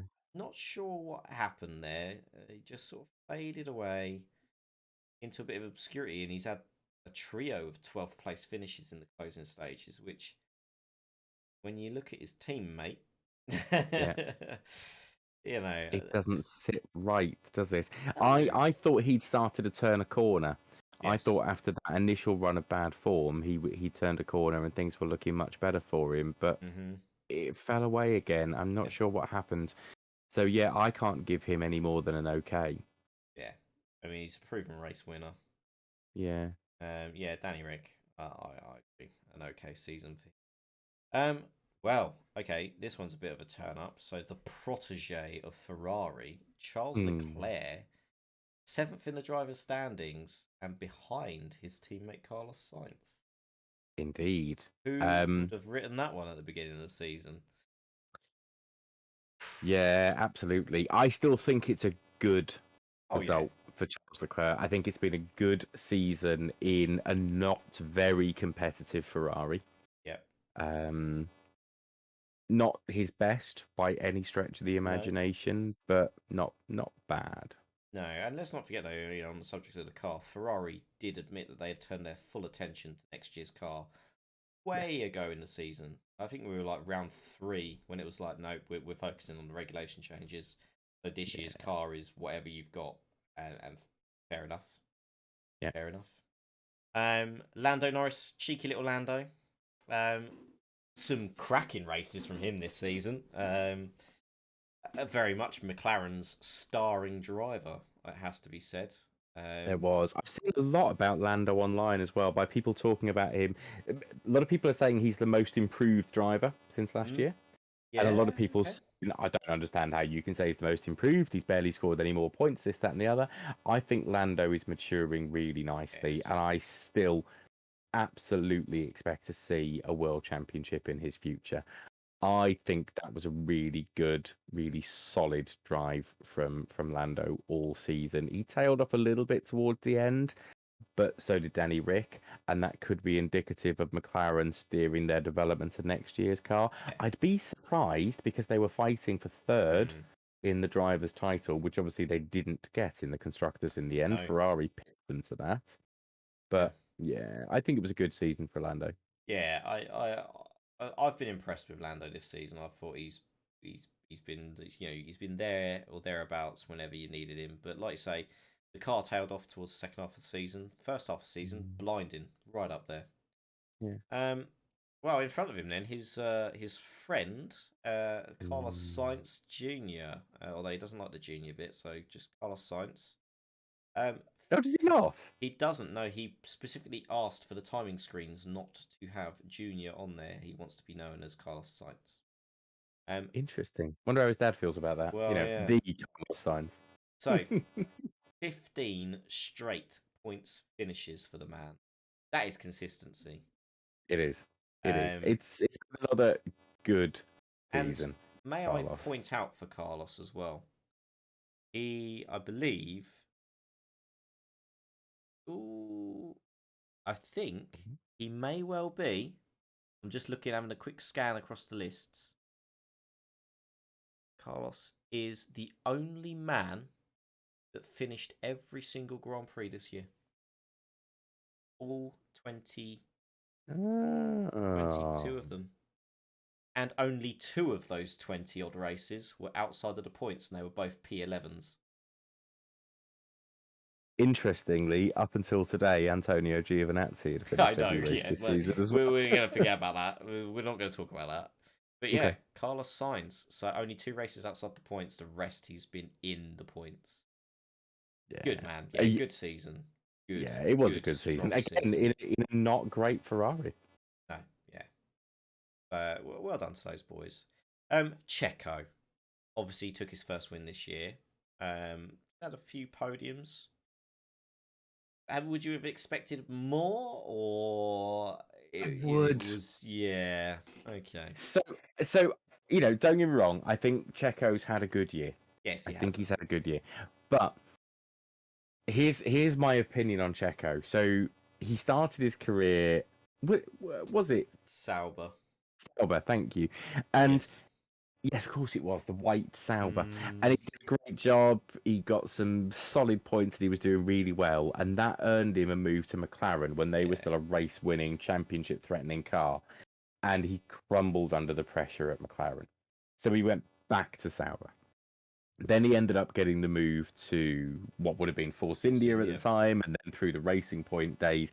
And that is where he seems to shine as a driver who can eke the very best out of those tyres for longer than anyone else. And as the underdog, as the plucky underdog, when he has a race-winning car underneath him, he just seems to fade away. So we had the one race win at Azerbaijan and a handful of podiums. But I've said this before, and spoiler alert, I'm going to say the same thing when we get to Valtteri Bottas. The two best cars on the grid this year are the Mercedes and the Red Bull. The two best drivers are Max and Lewis. What you should therefore expect is that every week, barring something going wrong, third and fourth should be their respective teammates. I don't care what the order is, swap them every week, but that's where they should be. For these drivers to have been finishing in 6th, 16th, 19th, 8th, 9th. This is Perez's results across the year. 15th, I can't pick him on today because he retired. But that shows an inconsistency that shouldn't be there when their respective illustrious teammates are on the podium or not finishing in general. Yeah, agreed. Which kind of actually brings us nicely into Valtteri then, to be honest. Yeah, Valtteri. My heart bleeds for him. He's finished third in the drivers' standings in the end. He's done his bit for Mercedes. Yeah. But just the one race win this year. But then when you look at the two guys going at it at the front, that's probably par for the course. Yeah, I mean, in fairness, looking through his results for the year, I hadn't necessarily appreciated quite how many third places he had. Yeah. You know, Bahrain, Portugal, Spain. What else we got in there? The Styrian Grand Prix, he was second in the Austrian, third at Great Britain, third at the Netherlands, third at Italy. So, you know, my assumption before looking at those results was, again, he'd gone missing in too many races, and particularly towards the tail end of the season, where the hell did he go? Yeah. You know, he finished sixth today, yeah, and he should have finished third. Yeah, I mean, that was another factor. I don't want to say it, but I feel it's another factor as to another reason why Lewis has lost the title today. He's not had his teammate anywhere near the pace today. You know, he was faced with both Red Bulls, which look at what Checo did to Lewis. That gap was 8 seconds between Hamilton and Verstappen, and Checo managed to defend that well that it was a second, just over a second, 1.3 seconds by the time he got past Perez. Yeah. I mean, if you want your number 2 driver or your teammate to help you out, that is what you're looking for. But even better than that, he was hung back far enough to make sure he triggered DRS for Max. Yeah. Max got the DRS, got to the end of the straight, and then Checo just pulled straight out of the way. Off you go, sunshine. I mean, talk about a number 2 driver. That's Rubens Barrichello number 2 driver category. That is, and I did like at that point. You know, I mean, I was saying to the other half, I was saying, do you know what, Perez has done an amazing job there. That is incredible what he's done. And you know, fair play to Max. He jumped on the radio and he did say, "Oh, Checo's a legend." You know, an animal. Yeah, an animal, wasn't it? Yeah, he's fucking right. That was absolutely insane. But Lewis hasn't had that from Valtteri this year. No, and interestingly, Lewis made a big deal of calling out that Valtteri is the best teammate that he thinks he's ever had. Now, I find that really interesting considering the company. You know, we're talking about Alonso, Rosberg, Button, former world champions. And, you know, he even actually had a decent run with Heikki Kovalainen back in the day. What I think he means by this being the best teammate he's ever had is this is, in a race-winning car, this is the least threatening teammate he's ever had, because Bottas never, throughout the 3 or 4 years he's been at Mercedes, looked like he was going to challenge Lewis for the win. No, he was never a title winner. And it was pointed out by Martin today, his consistency was the issue.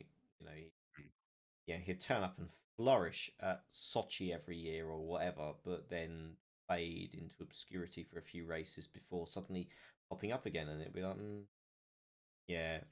In fact, I was just looking at it actually. So Bottas only finished runner-up twice to Lewis because it was Seb Vettel That's it. and Seb Vettel the year before. Oh, Seb Vettel 2 years before, but for Mm, 2 years in a row.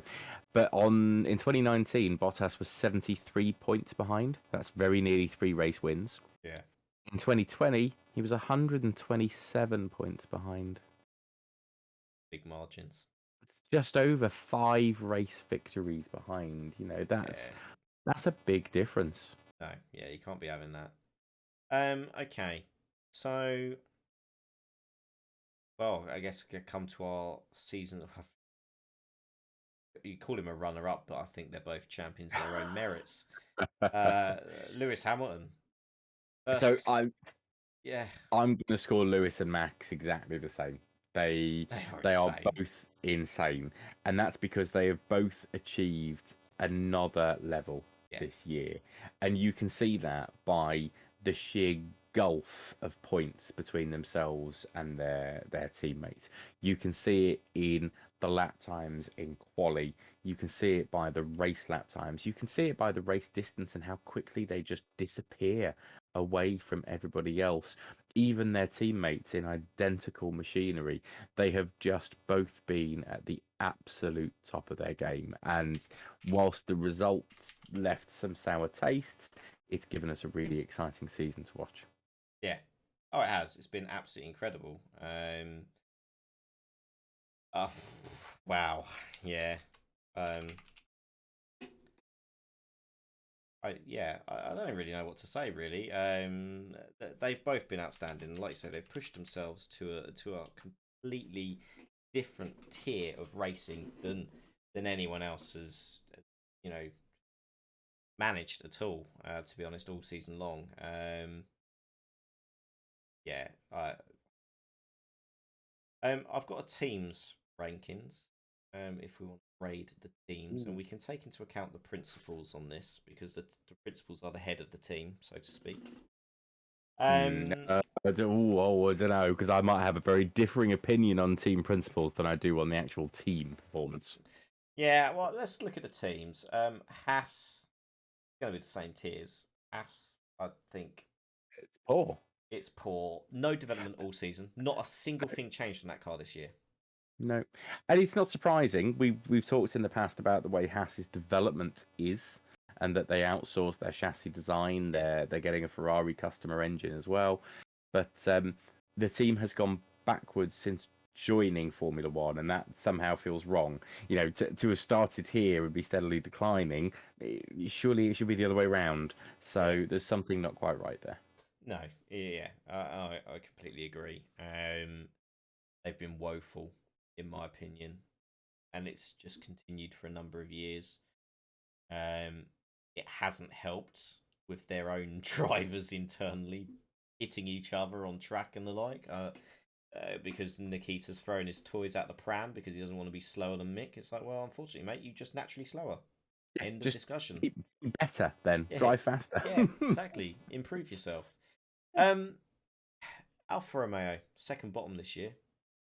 I think they were poor as well. I think Alpha have gone backwards. I think they've historically been a better team than that.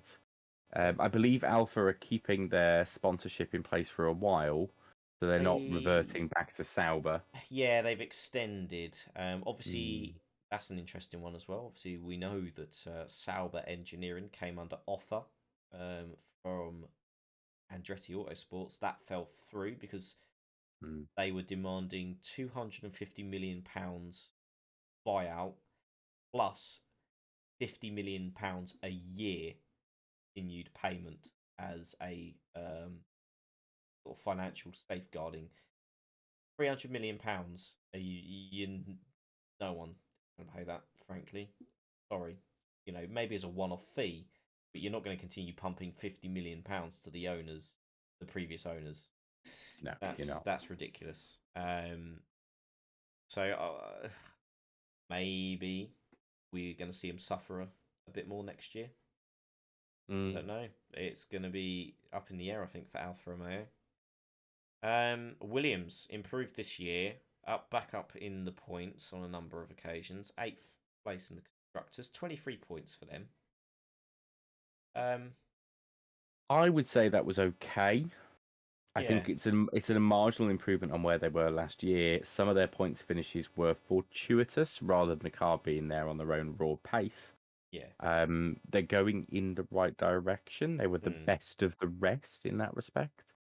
But yeah, it's it's difficult because I benchmark Williams as the car that won the 97 championship, the 96 championship, the 93, the 92. You know, this was a huge team with significant financial backing that changed how Formula One was. You know, they were the leaders of the technological yeah. era for hydraulic changeable suspension, height adjustable suspension, and various other traction control aids. So it's hard for me to see them languishing at the back of the grid. So It is, and of course, we haven't had a podcast since, but obviously we must mention, obviously we lost to Frank this year. Frank, Um, don't think there's any words that cover the loss that is. I no, I respected all the teams putting on their Frank Williams stickers. That was a nice touch. I kind of actually, to be honest, I felt like Williams could have done a bit more. mm, Considering that is his team, that team is only in existence because of that man. it's his name. Yeah, His and name is still above the door. exactly.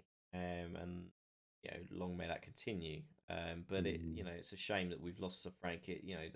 The team was his lifeblood. He poured his heart and soul into motorsport. He gave everything to it. Yeah, Just true everything tragedy. and some.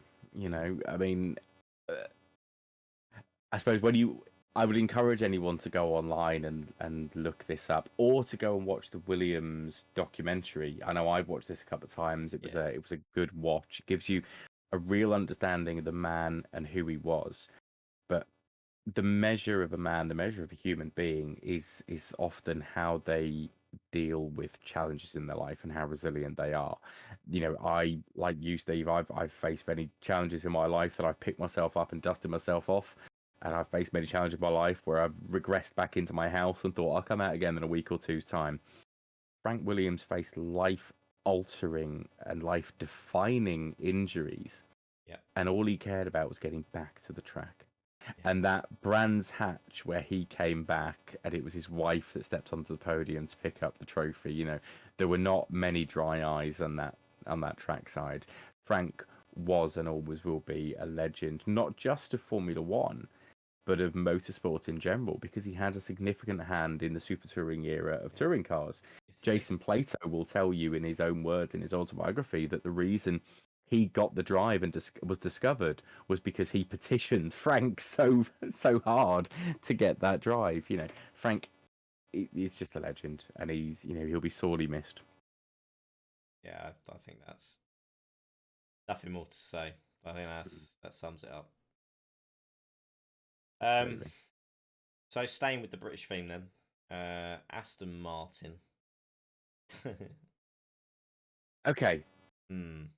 I'm going to say Aston Martin had a poor season. Oh yeah, I agree. And I'm going to say that because I think last year the car was looking much racier.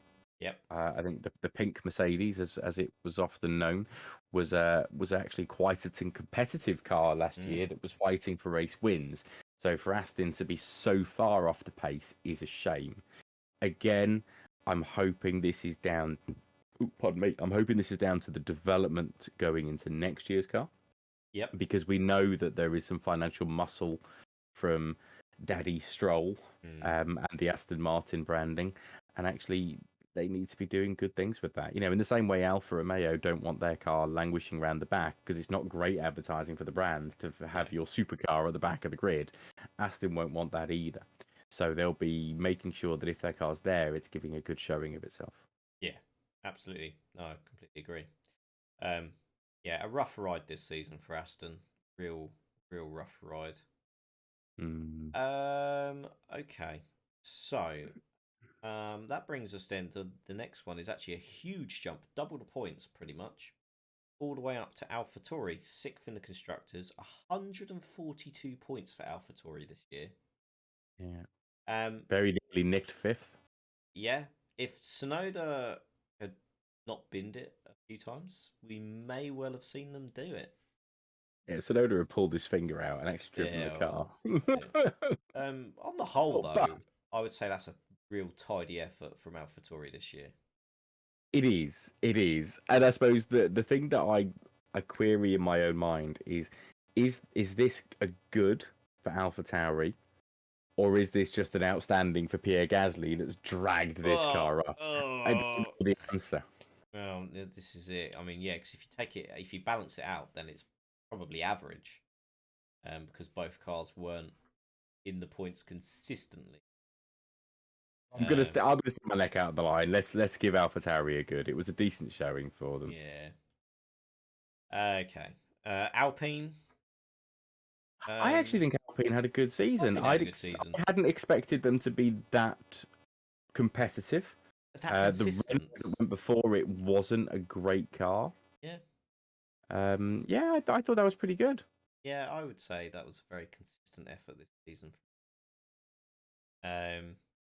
Yeah, I'm happy with that. Um, okay, so we jump forwards to McLaren. Initially, very, very pacey. Not so much second half of the season. Really faded in comparison to Ferrari. It did. It did. I still think that McLaren had a good season, largely when you factor in how off the pace that they had been in recent years. I mean, in fairness, they were the third best constructor last year, Yeah. but they got more points this year. They Mm-hmm. delivered a decent season. I think they did a reasonably good job, Yeah. I all think things that's considered. yeah, I think that's a step back in the right direction for McLaren. In amongst all their financial woes. Mm. Ferrari. Let's look at Ferrari then. So they did manage to claw their way back into third this year. Yeah, they did. I still struggle. I think Ferrari have underperformed this year against what the team should have done. And we've talked about this in the past, but we've seen Formula One head honchos at Ferrari go for less. You know, Yeah. they've cut their losses a few times. I mean, 2020 was a difficult year for Ferrari. Yes. After basically being second or third for the last decade, if not beyond. So, yeah, it was Average. okay. Yeah. Average. Yeah, Um. very much so. Well, we come to the two titans then, don't we? Really. Red Bull second in the constructors. Hmm. Um. Yeah.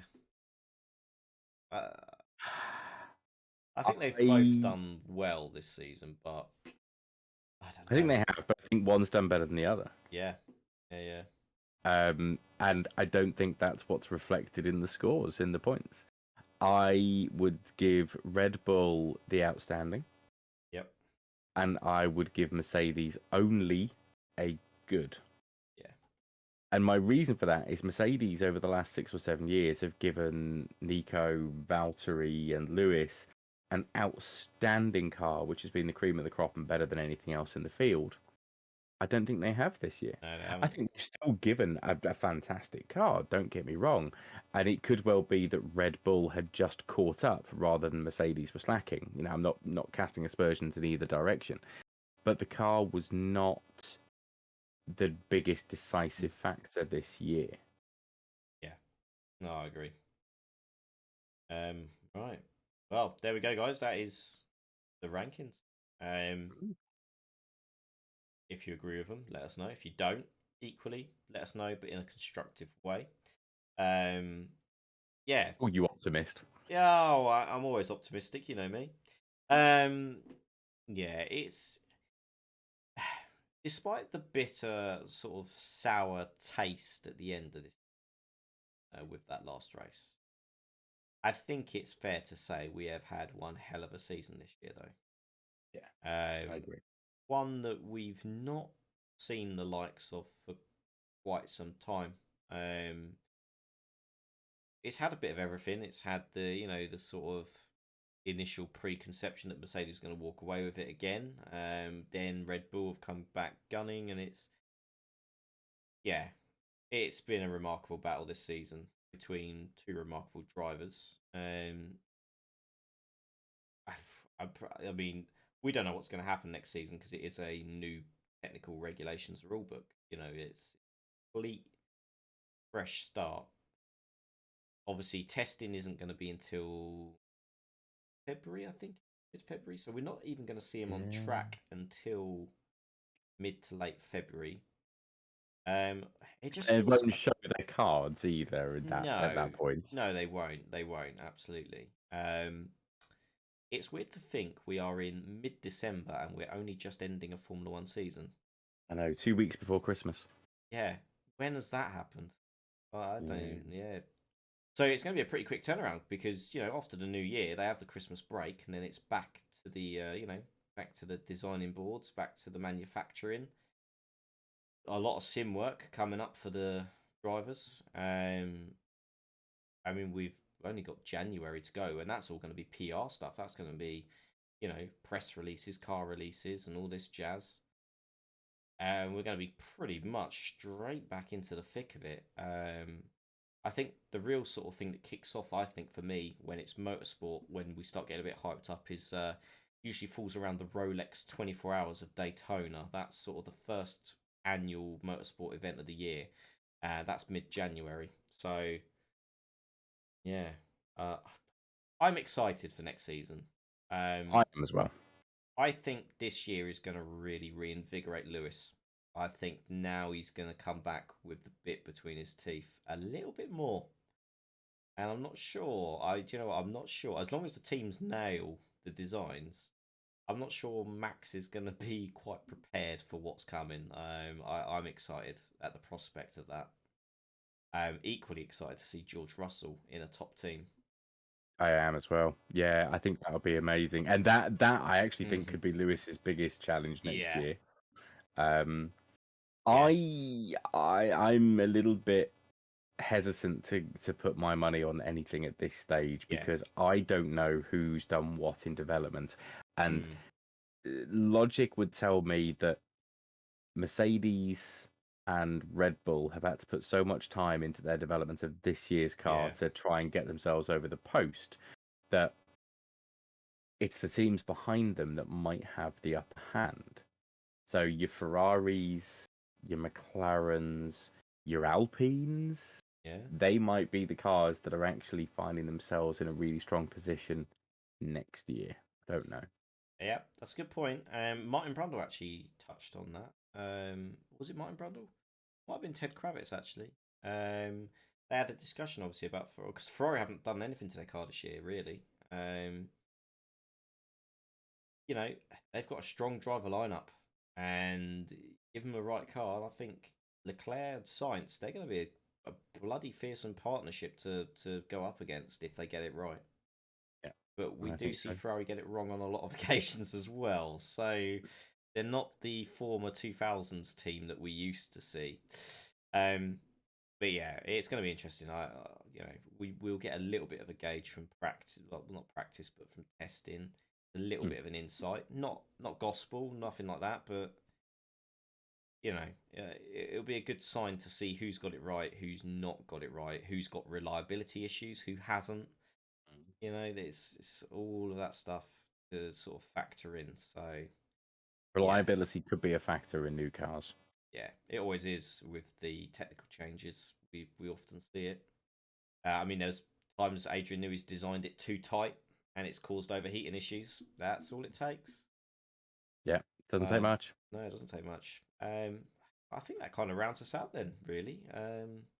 I think it does, and probably, dare I say it, until February next year at the earliest. Oh, maybe so, maybe so. If we come up with any other content ideas, we might bring something to the channel. But yeah, keep your eyes out, and we'll keep you posted with anything comes our way. Obviously, keep your eyes peeled, guys, to the motorsport news to see what happens with this appeal. I don't imagine anything's going to come of it, but no, but this is definitely not over yet. That's all we know. It's not. So we'll see how this rumbles on. But guys, it has been a pleasure. Apologies it's taken so long to get this one out, but we're here, we are alive and well. That's the main thing. So from me, it's going to be all my best wishes, a Merry Christmas to everyone and a Happy New Year. Because essentially that's what we're looking at, and yeah, hopefully see you when F1 starts to pick up a little bit with all the pre-season shenanigans going on. I'm sure we'll be getting some testing and car release specials out to you at some point. So, yeah, keep your eyes out. John. Yeah, well, what else can I say? Yeah, same as you. Happy Christmas, everyone. Happy New Year, and hopefully we'll be back with some early car reviews next year when the images start coming out and the press releases, and we'll keep you up to date with everything we know. Yeah, absolutely. Right, guys. From us, then, it is goodbye. A Merry Christmas, Happy New Year, and we'll see you next time out.